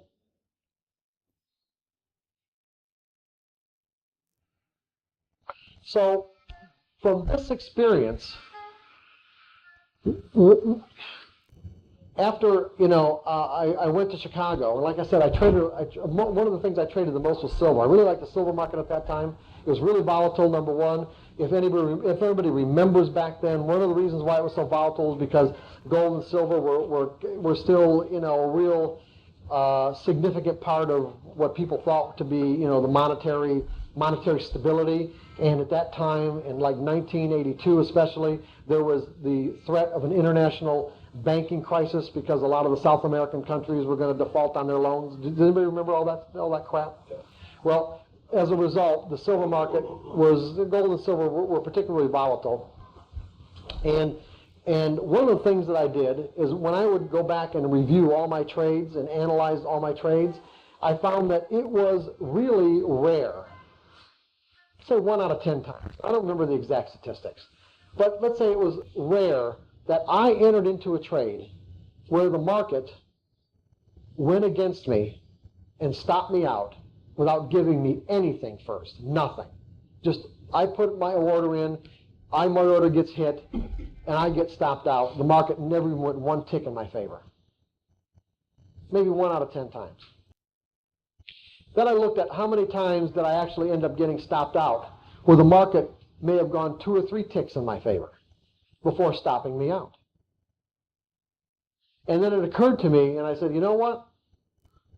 What if I divided my position up into thirds and took my first third off religiously after I got 2 or 3 ticks? So what would end up happening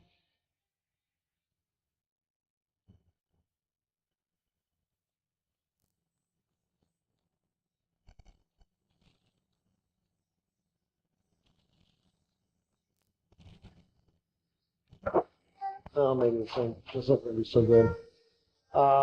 So what would end up happening is that if I put on 3 contracts right here at support, if I got, let's say, 5 cents on one of them, I took that 5 cents off every single time.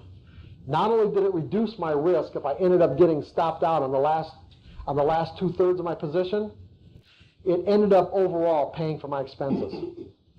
Doing this every single time without hesitation ended up paying for my expenses. In the event you get stopped. Yeah, no, I don't mean in this particular trade. It wouldn't pay for my expenses because the amount of profit right here wouldn't pay for the loss on the last 2/3. That's not what I mean. I mean overall, accumulatively, yes, whatever. It ended up paying for my expenses by always taking this first third. So you take a third after 2 or 3 ticks? In silver at that time, I think it was 5 cents.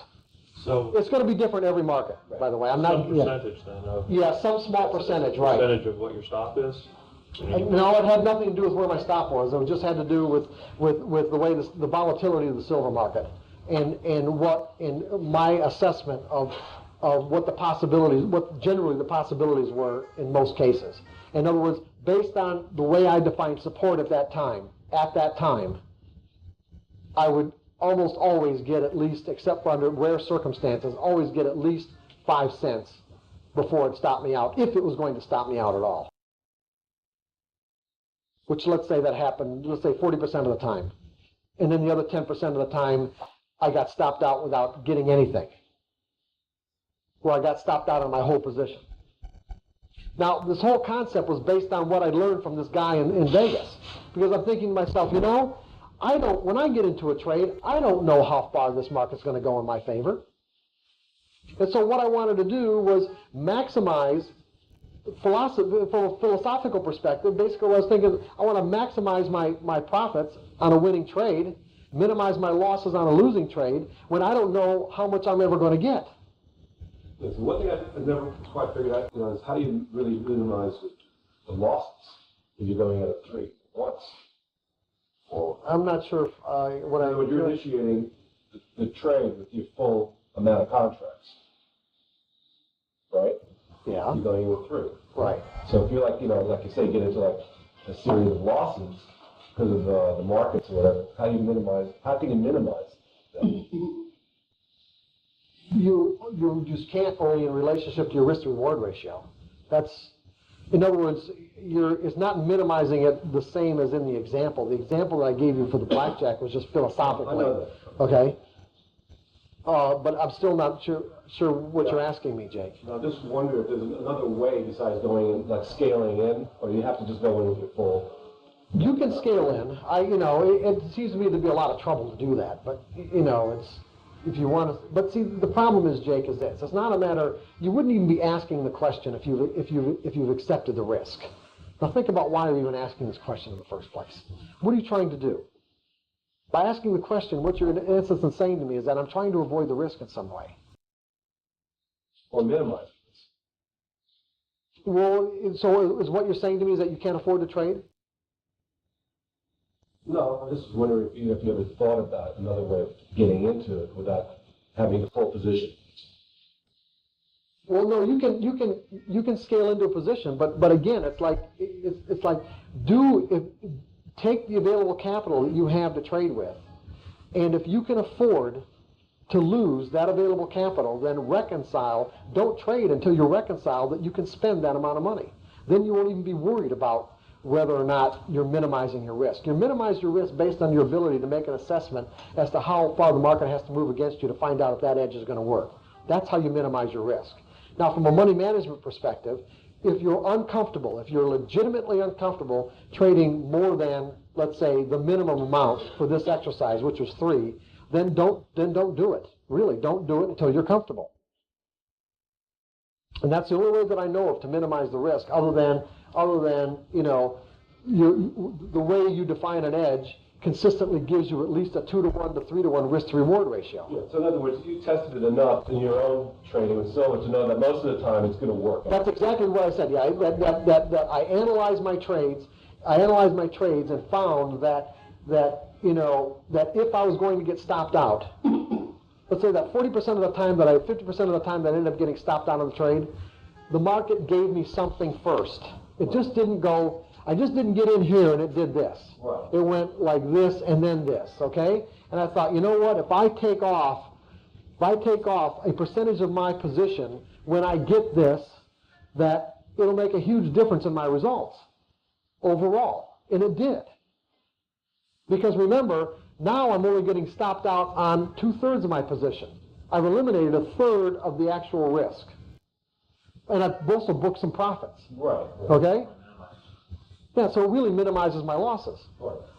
And so now I've got 2/3 of my position still on. What am I going to do? I'm going to take them off at predetermined points, or as close to predetermined as I can. And I don't, like when Daniel brought up trailing stops, I thought to myself, because I'm thinking, okay, I'm going to let it go and then maybe let it only come back this far against me and get out. I didn't like that at all. Did you work it on a percentage basis or just based on the market itself? Yeah, based on the swings that I trade, based on the time frame that I was in and swings that I trade. Right, exactly.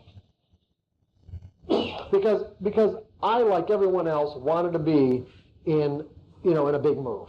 And I'm thinking to myself, how am I going to assure myself of ever being in a big move if what normally happens is that if I don't book any profits, if I let this market go up to here and then come all the way back down to my entry point, which it could happen, without having taken any profits along the way, I will blow out of this position without really even knowing for sure whether or not it's just coming back down to test support and make a double bottom, then go right back up again. And that happens a lot. And so it happened enough times where I said, that really pissed me off. Because it was extremely difficult to stay in, because I didn't want to break a rule that says I'm not going to take what was a winning position and let it go into a loser without having taken any money at all. It was bad enough I didn't take any money. I'm not going to let it go into a loser. So even though, based on, let's say, my technical expertise, I could have said, well, it's probably just making a double bottom. Emotionally, I couldn't let myself lose money on that trade. And so I'd get out of it until I started scaling out. And then if it came back, I didn't care. Because at the very least, if I wanted to scratch it, I would. In many cases, I wouldn't even do that. I'd still let it define itself based on my original risk point on that last contract or that last third of the position. You would never move it to break even? Oh yeah, I would move it to break even. I'm not saying I never moved it to break even, but after the second one was off, I'd move it to break even for sure. But taking that first third. The first third, was right. what allowed you to overcome that. Yes, right. Taking the first third. And see, the thing is, here's what's really important from this psychologically too, is that one, remember there's a couple of things. One, what's the primary objective? What is our primary objective? Oh, come on, Craig. You did that on purpose, right? No. Oh, okay. Well, oh my. Anyway, what's our primary objective? Be successful. What? Yeah. Success. Remember the belief, to create a belief that I'm a consistently successful trader? Remember this? That's where we're at in the book, if you guys recall. All right? Yeah, that was the primary objective. And if that's the primary objective, then for me to install a belief like that, I essentially have to create experiences of consistent success, do I not? And so therefore every time I take part of my position off as a winner, am I not making myself a winner? And by making myself a winner, am I not adding energy to a belief that says I'm a consistent winner? And therefore, that's exactly what will happen. And by doing this, it also gave me the psychological resources, because now I'm in a carefree situation, a risk-free situation. I don't have really any money at risk right now, except the last third of my position based on the amount of profits I have. Those profits are mine, and I do look at that as being at risk. In other words, when I'm in a position, I feel like I'm obligated to make a constant, never-ending assessments as to the risk-to-reward ratio. Think about this. As traders, we are obligated to make trading subjectively, or even mechanically for that matter. And this is what makes trading so hard. This is what makes taking profits so difficult, is because we are obligated to make these constant, never-ending assessments as to what the risk-to-reward ratio is in any given moment. Because if the market's going in my favor, I am at market risk to giving all these profits back, am I not? Mm-hmm. So I have to say to myself, how much of what I've already gotten am I willing to risk to find out if it does this, to find out if it does this, to find out if it does this? And what's the potential?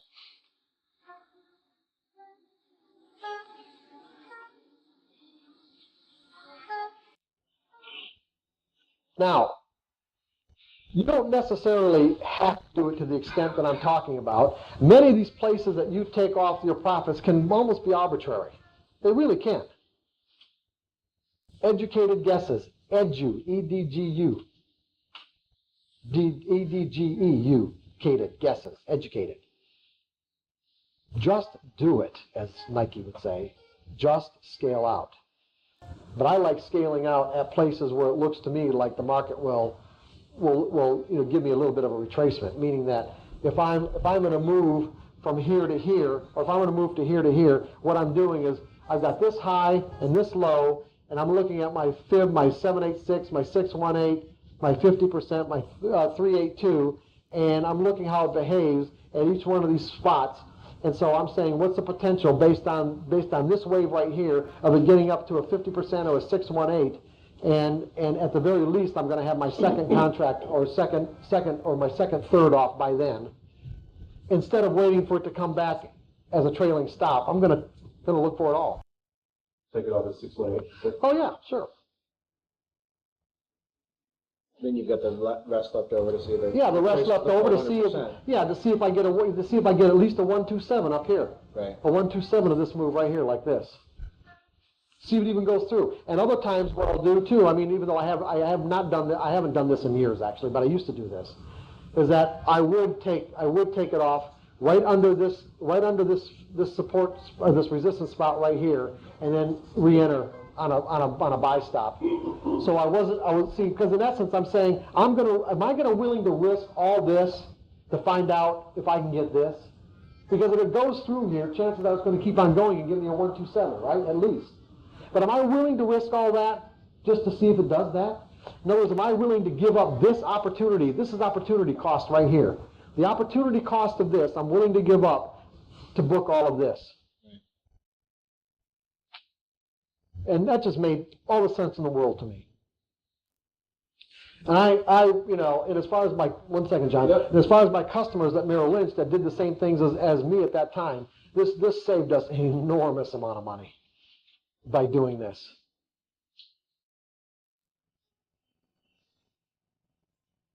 Enormous.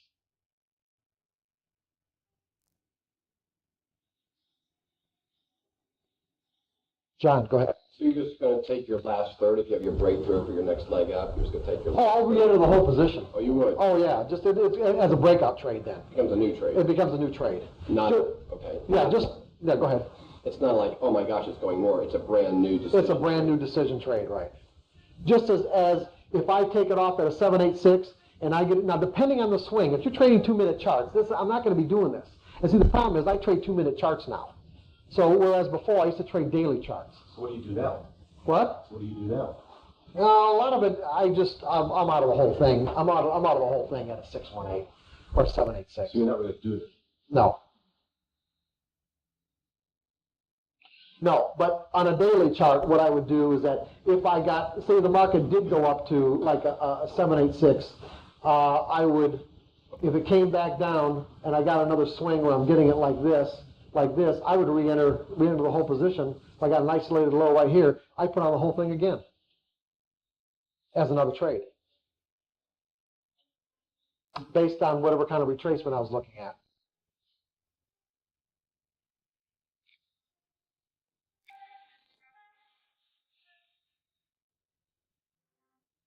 I think that's you have to make that decision in your mind that you're not adding to the past trade. It's a new trade. It's a new trade. Yeah, I'm already out of this, though. Keep in mind, John, I'm already out of this. I've already booked my profits.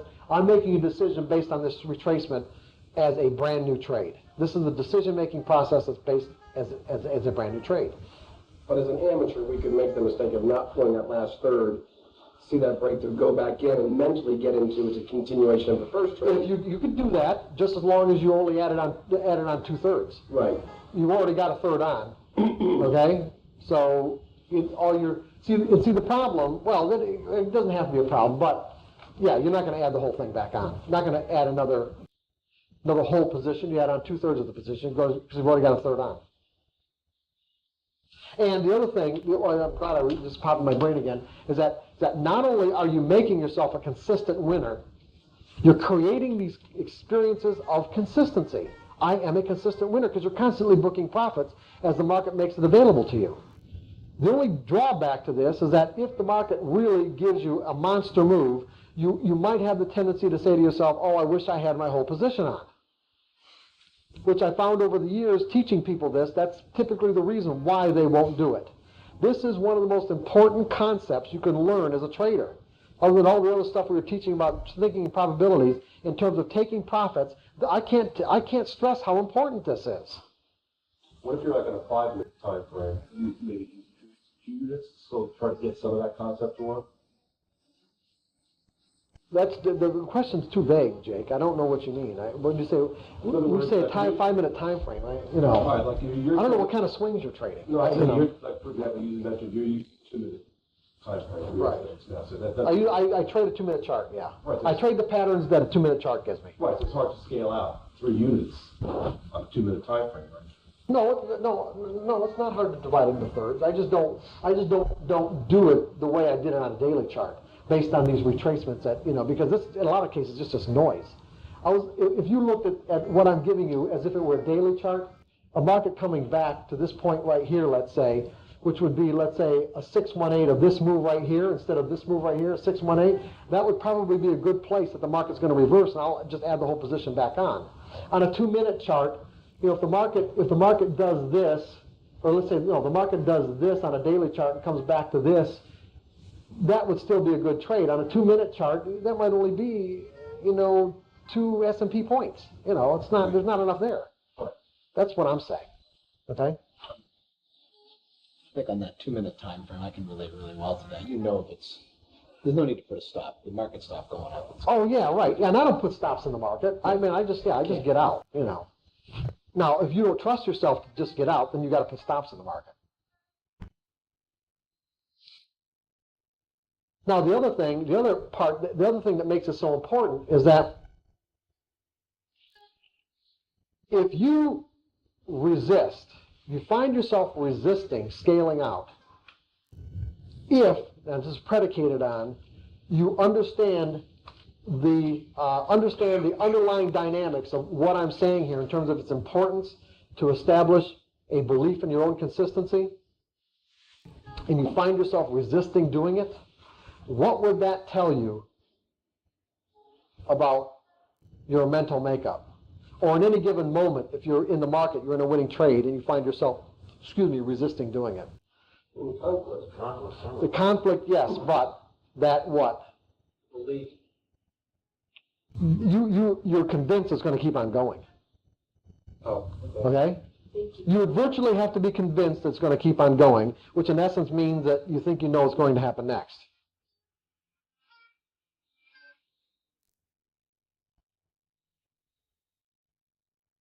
Just like people who would add to a winning position, there are floor traders that I've worked with that were psychologically nimble enough to add to a winning trade. As the market was going in their favor, they were actually adding to it. But they were psychologically nimble enough that if it came back a certain percentage, they'd blow out of the whole thing, and, with their profits, normally, if they had the opportunity to. The problem is, from a psychological perspective, as you add to a winning position, you're becoming greater. You have a greater and greater psychological commitment to that market, for that market to keep on going. You don't know how far it's going to go. And the greater your commitment, the less the mental flexibility. And the chance of you making a trading error are almost 100%.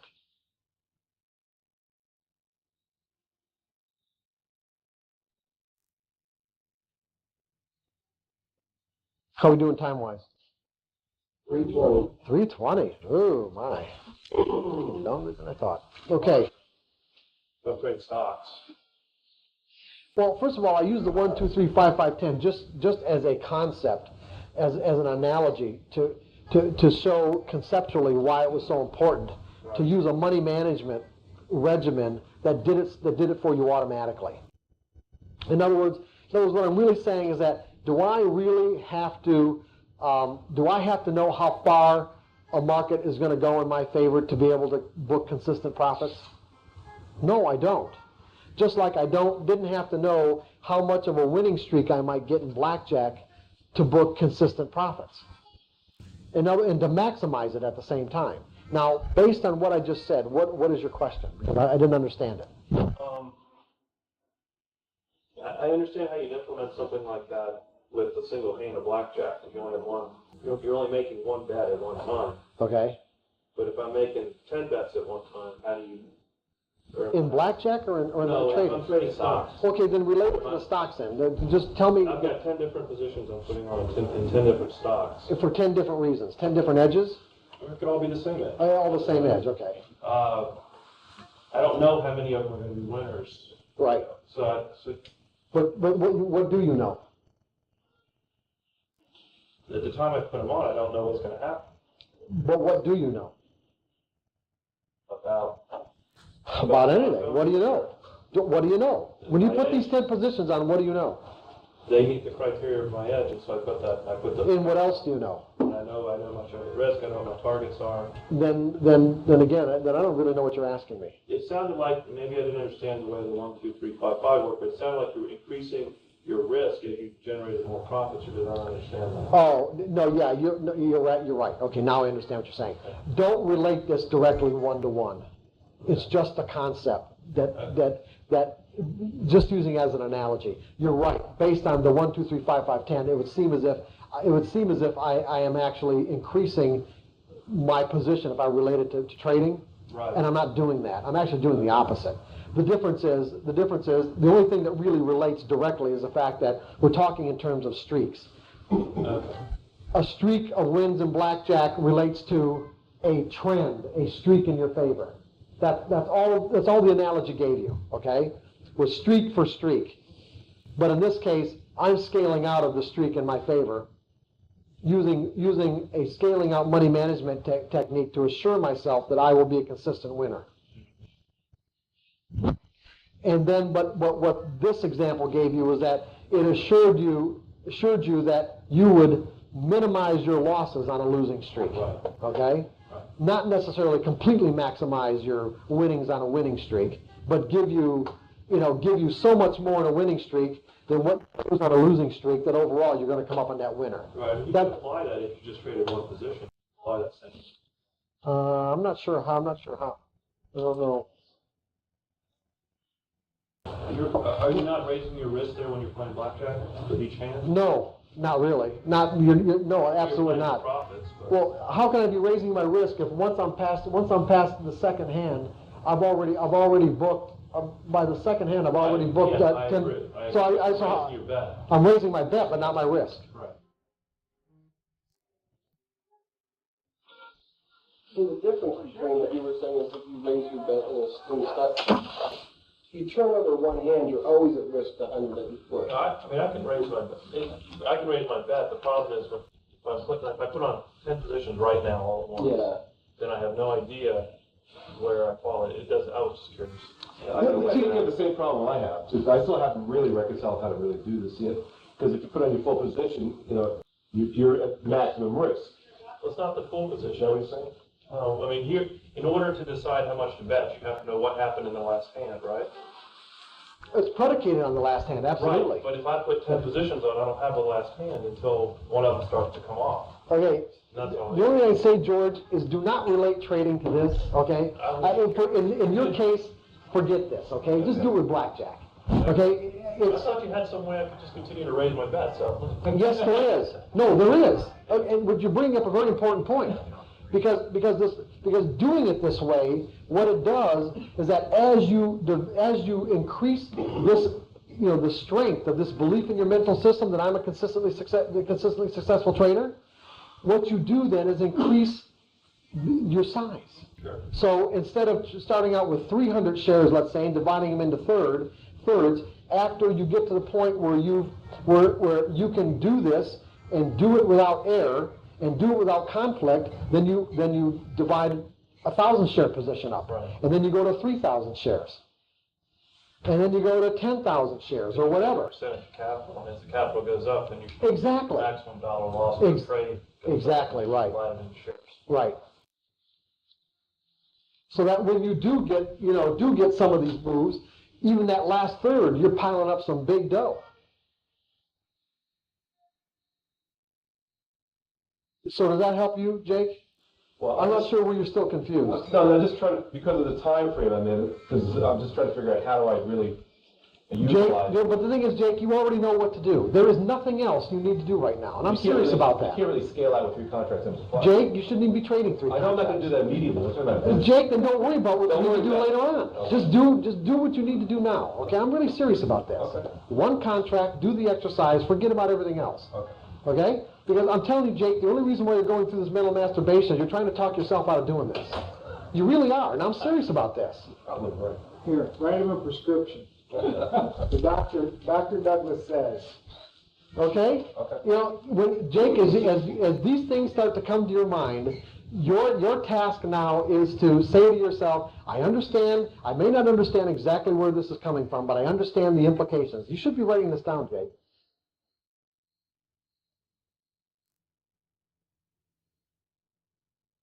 I may not understand where these thoughts are coming from, but I understand the implications.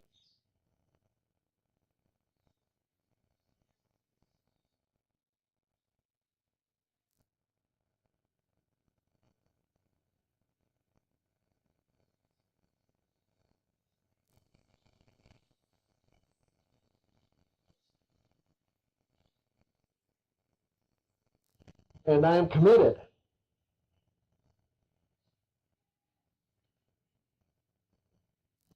to stay on my chosen path of trading one contract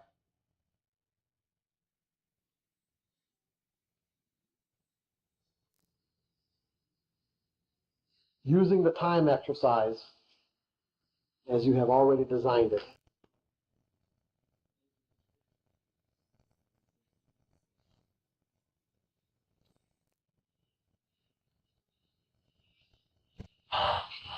So, Jake, when these conflicting thoughts come up, just say that to yourself. Just refocus, redirect your focus. Okay. Because that's what they are. They're just conflicting thoughts, in essence, trying to talk you out of what you need to do. Trying to talk yourself out of what you need to do.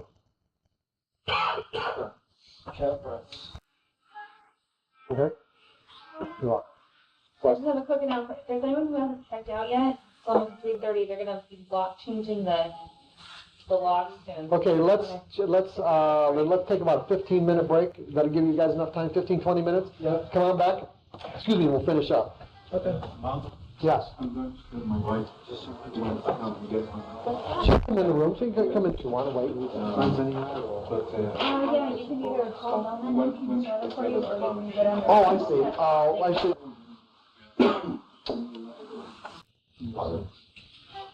Okay, I've got some things here under training mechanically that will that I just want to review. We've really talked about a lot of this already.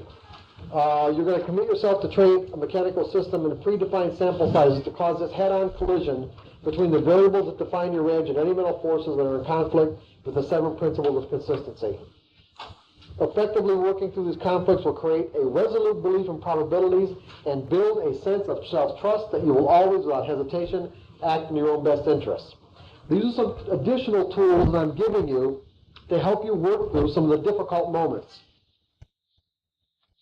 Frequently review and memorize the 5 fundamental truths. Does everyone know what they are? I don't refer to them as the 5 fundamental truths here in this manual, although in Trading in the Zone I do. They're in section 3, page 5. I think it's page 5 or page 6. Anything can happen. Yeah, anything can happen. Every moment is unique. You know, there's a random distribution between wins and losses, and I don't need to know what's going to happen next. And then the sub one about an edge is a higher probability of one thing happening over another. So what you want to do is you want to keep those things in front of you all the time. You really do. So that you can review them, at least memorize them or keep them in front of you. 2, courage is its own reward. Meaning it feels good to be courageous by stepping through your fears. We don't really need any more of a reward other than the fact that we were courageous in any given moment. So that if you can muster up the courage to expand yourself in some way, it will feel good. I mean, an interesting thing. No, in that moment. In that moment. Anybody watch The Fear Factor? Yeah. Okay. Well, in one of those shows, I remember they had to. When they had to eat, when they had to eat some of these bugs and worms, one of these they had to eat these disgustingly thick grubs or whatever. So those beetles. No, not the beetles. No, it was a grub one. It was a bad one. It really was. Anyway, did you notice? Now, there was no doubt about the fact that there was a huge conflict with every single one of these people, right? That they had to, what did they do? They had to make up their mind with enough conviction to work through not only the physiological aspect of, the resistance, but the mental resistance of eating these disgusting things alive, right? Mm-hmm. Money. Whatever the reason, doesn't matter. They made up their mind. Every single one of them on that program, that particular night, did it. And what were the results? Every one of them were in a state of euphoria afterwards. Did you notice that? It's because the bugs were dead. Yeah, right.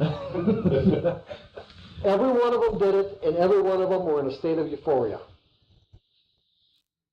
Courage is its own reward.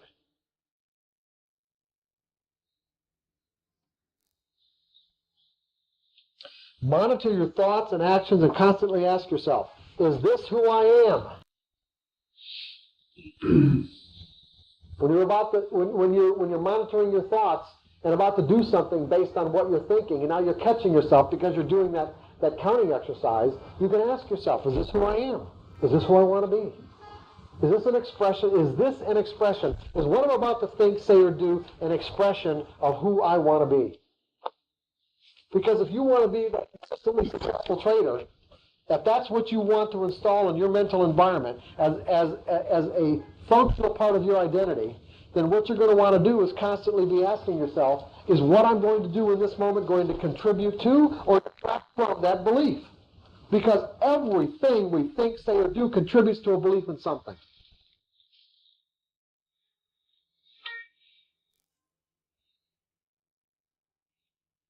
Everything we think, say, or do contributes to a belief in something. So if you want to be that consistently successful trader, you want to start paying attention to make sure that you are thinking, saying, or doing something that contributes to that belief. And if not, at least make sure that you're not thinking, saying, or doing something that detracts from it.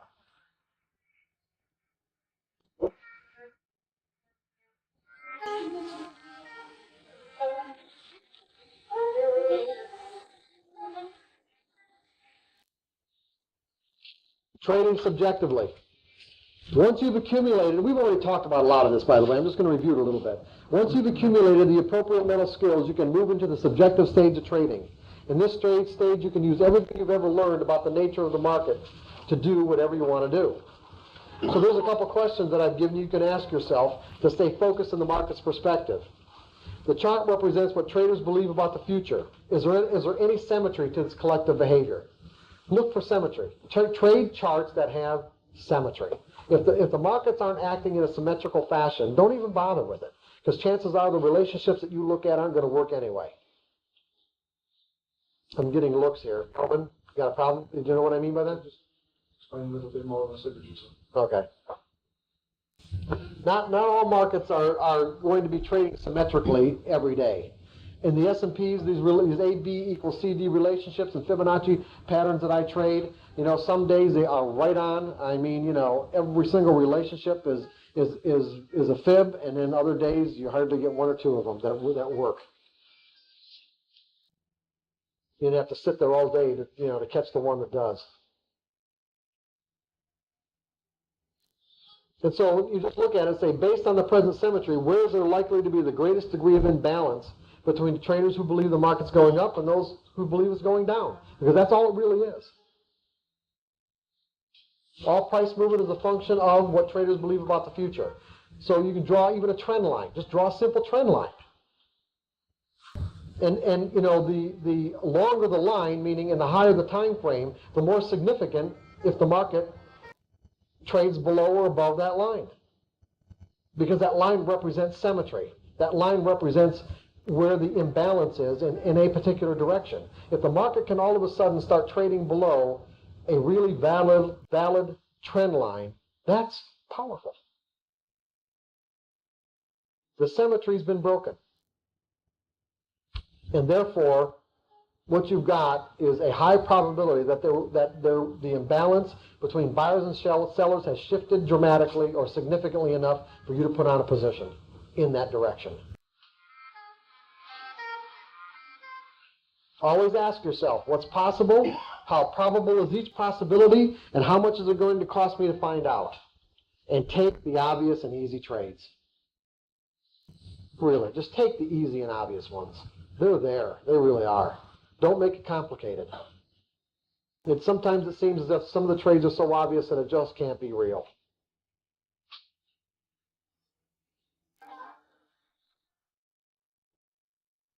And we've already talked about a lot. I'm not going to really get into it anymore. I don't really know that there's anything I can even add to what we've already gone over. Unless there's any questions about it. Otherwise, I put these affirmations in here because what I would suggest that you do is take these affirmations and read them into a cassette yourself. In other words, empower these words with your voice. You can go to somebody else if you prefer, but I would prefer that you not, because you would be empowering yourself as opposed to giving the power to somebody else to speak these words for you. And I'll just read them. I acknowledge there may be aspects, components, and principles of successful trading that I may not be aware of. As my awareness grows of what it means to be a great trader, I will not take for granted or assume that these new awarenesses have integrated into my mental system in a way where they are completely functional or not in conflict with anything else I've already learned. Therefore, the words I'm about to speak to myself, I willingly and wholeheartedly give the power to enhance and change the structure and content of my mind. I accept these enhancements and changes enthusiastically and lovingly let go of any reservations or resistance. I empower these words to become my internal and external reality. My methodology identifies patterns in market behavior and gives me signals to do something. It is normal for my mind to think these signals are telling me what's going to happen next. But to be a consistently successful trader, I realize that I have to train my mind to think in ways that don't feel normal until these new ways of thinking become a functional part of my mental environment. During this process of integration, I may find the rational part of my mind in one way or another arguing for knowing what's going to happen next. I resolve that when I find myself in the process of either thinking, assuming, or believing that I know, I will gently refocus my thoughts on my new understandings about the nature of the market and trading.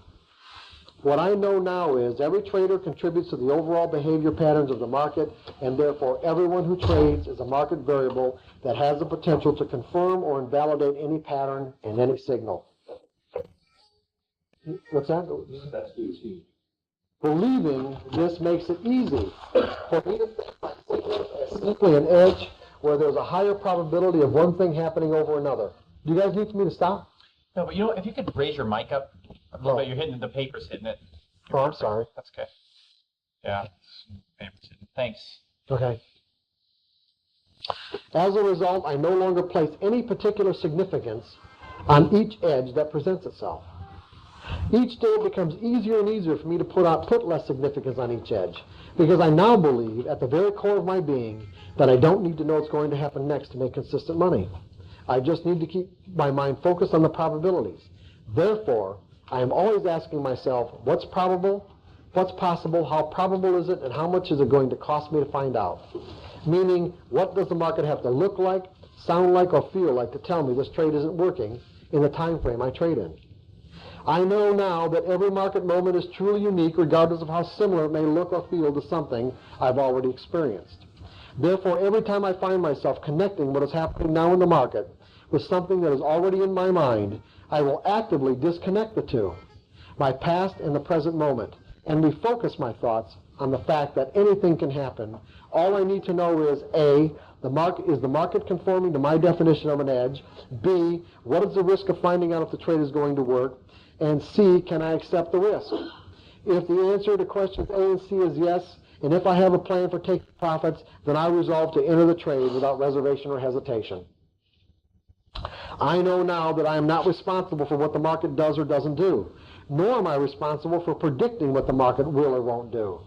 What I am responsible for is making sure I'm in the most conducive state of mind to be able to objectively perceive what is possible from the market's perspective and behave in a way that is consistent with my objective of making consistent money.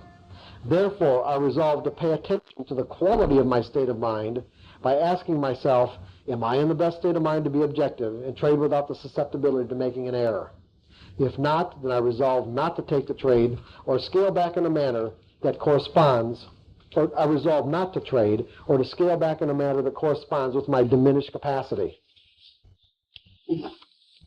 Each day I'm getting better and better at making these assessments about myself because I know that mistakes exist in my life to point the way to success. I was not born with a definition of what it means to make a mistake. Children do not have a concept of what it means to make a mistake until they're taught. These concepts are learned, and more often than not, they're learned in painful ways. It is natural to avoid pain, and therefore natural for me to avoid taking responsibility for anything I've learned to define as a mistake. However, there's a problem here. Mistakes point the way to success, fulfillment, and satisfaction. Contained within each misstep is the insight I need to find my way to that success fulfillment and satisfaction.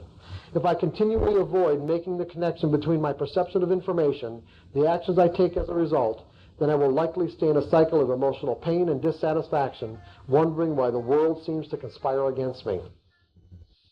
I resolve that it is now time for me to reverse any cycle of pain and dissatisfaction by accepting my results as a true indication of my level of development.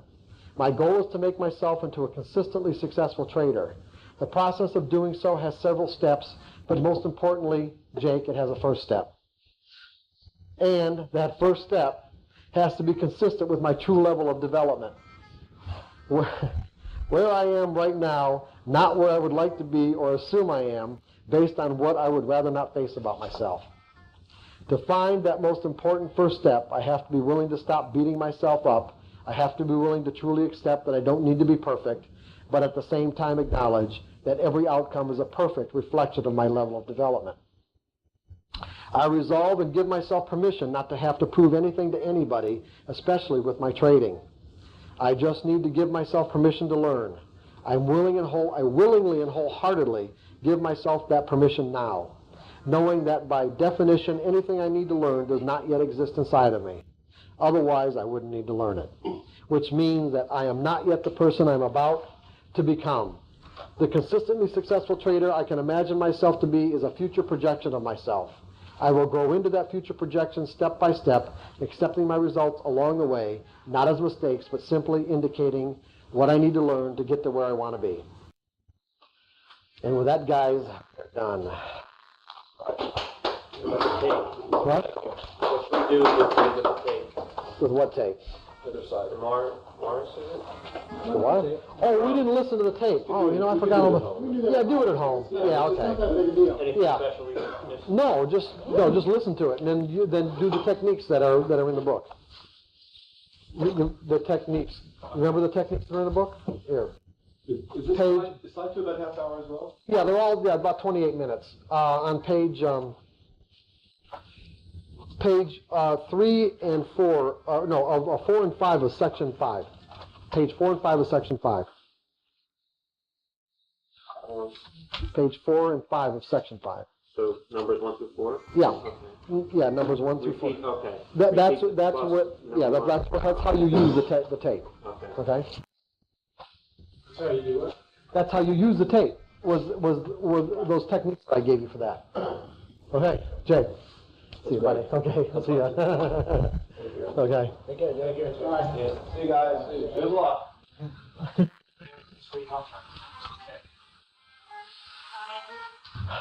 Okay. Any other questions?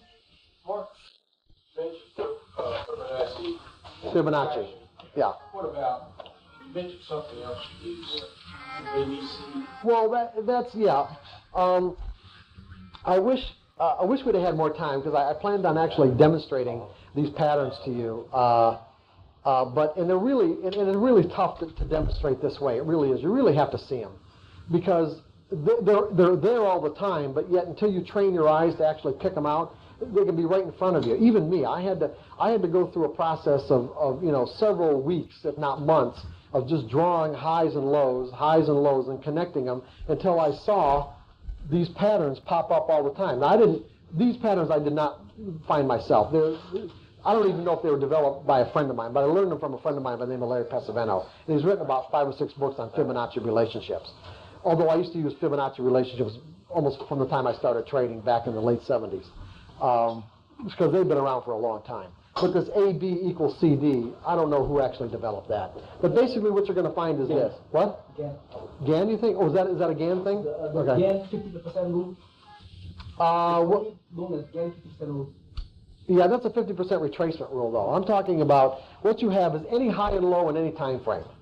It doesn't matter. Any high and low in any time frame. So I have a market that's coming down to make a low. I get and then it did this. Okay, I got this. I'm starting here. This would be my A. Doesn't matter. Pick any high or low. This becomes a high, and I know that because the market started to go down further.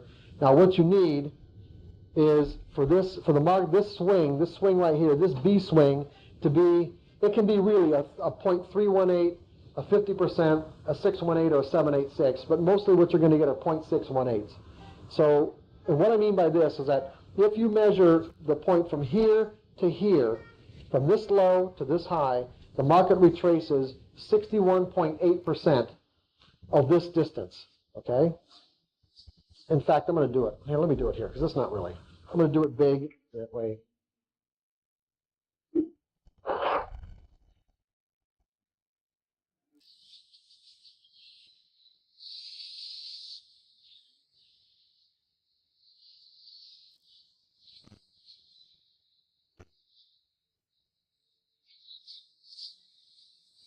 A, this is B. Now when the market starts to do this right here, I take this line, this distance right here, A and B, and my software will allow me to click on this line and it'll clone it.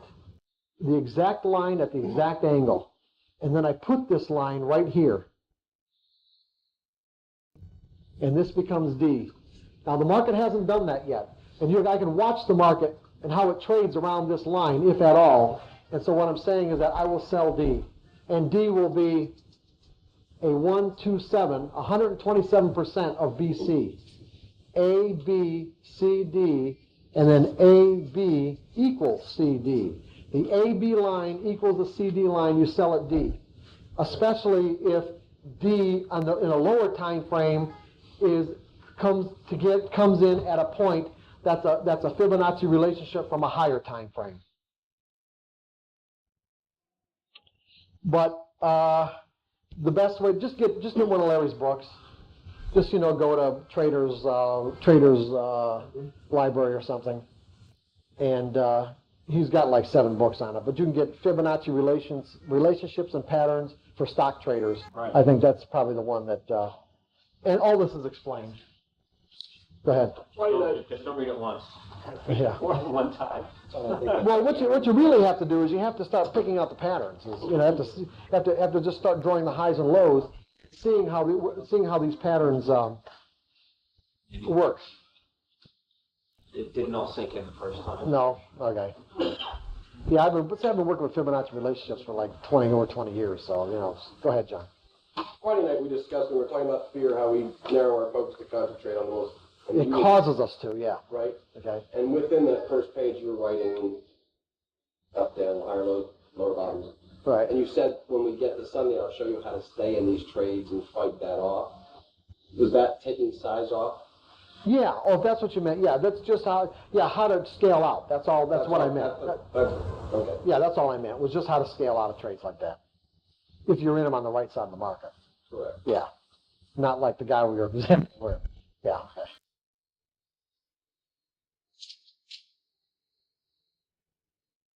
If that's it, guys, we can go. This can be it. This is going to be a wrap. Thanks a lot for coming. Thank you. Okay. Thank you.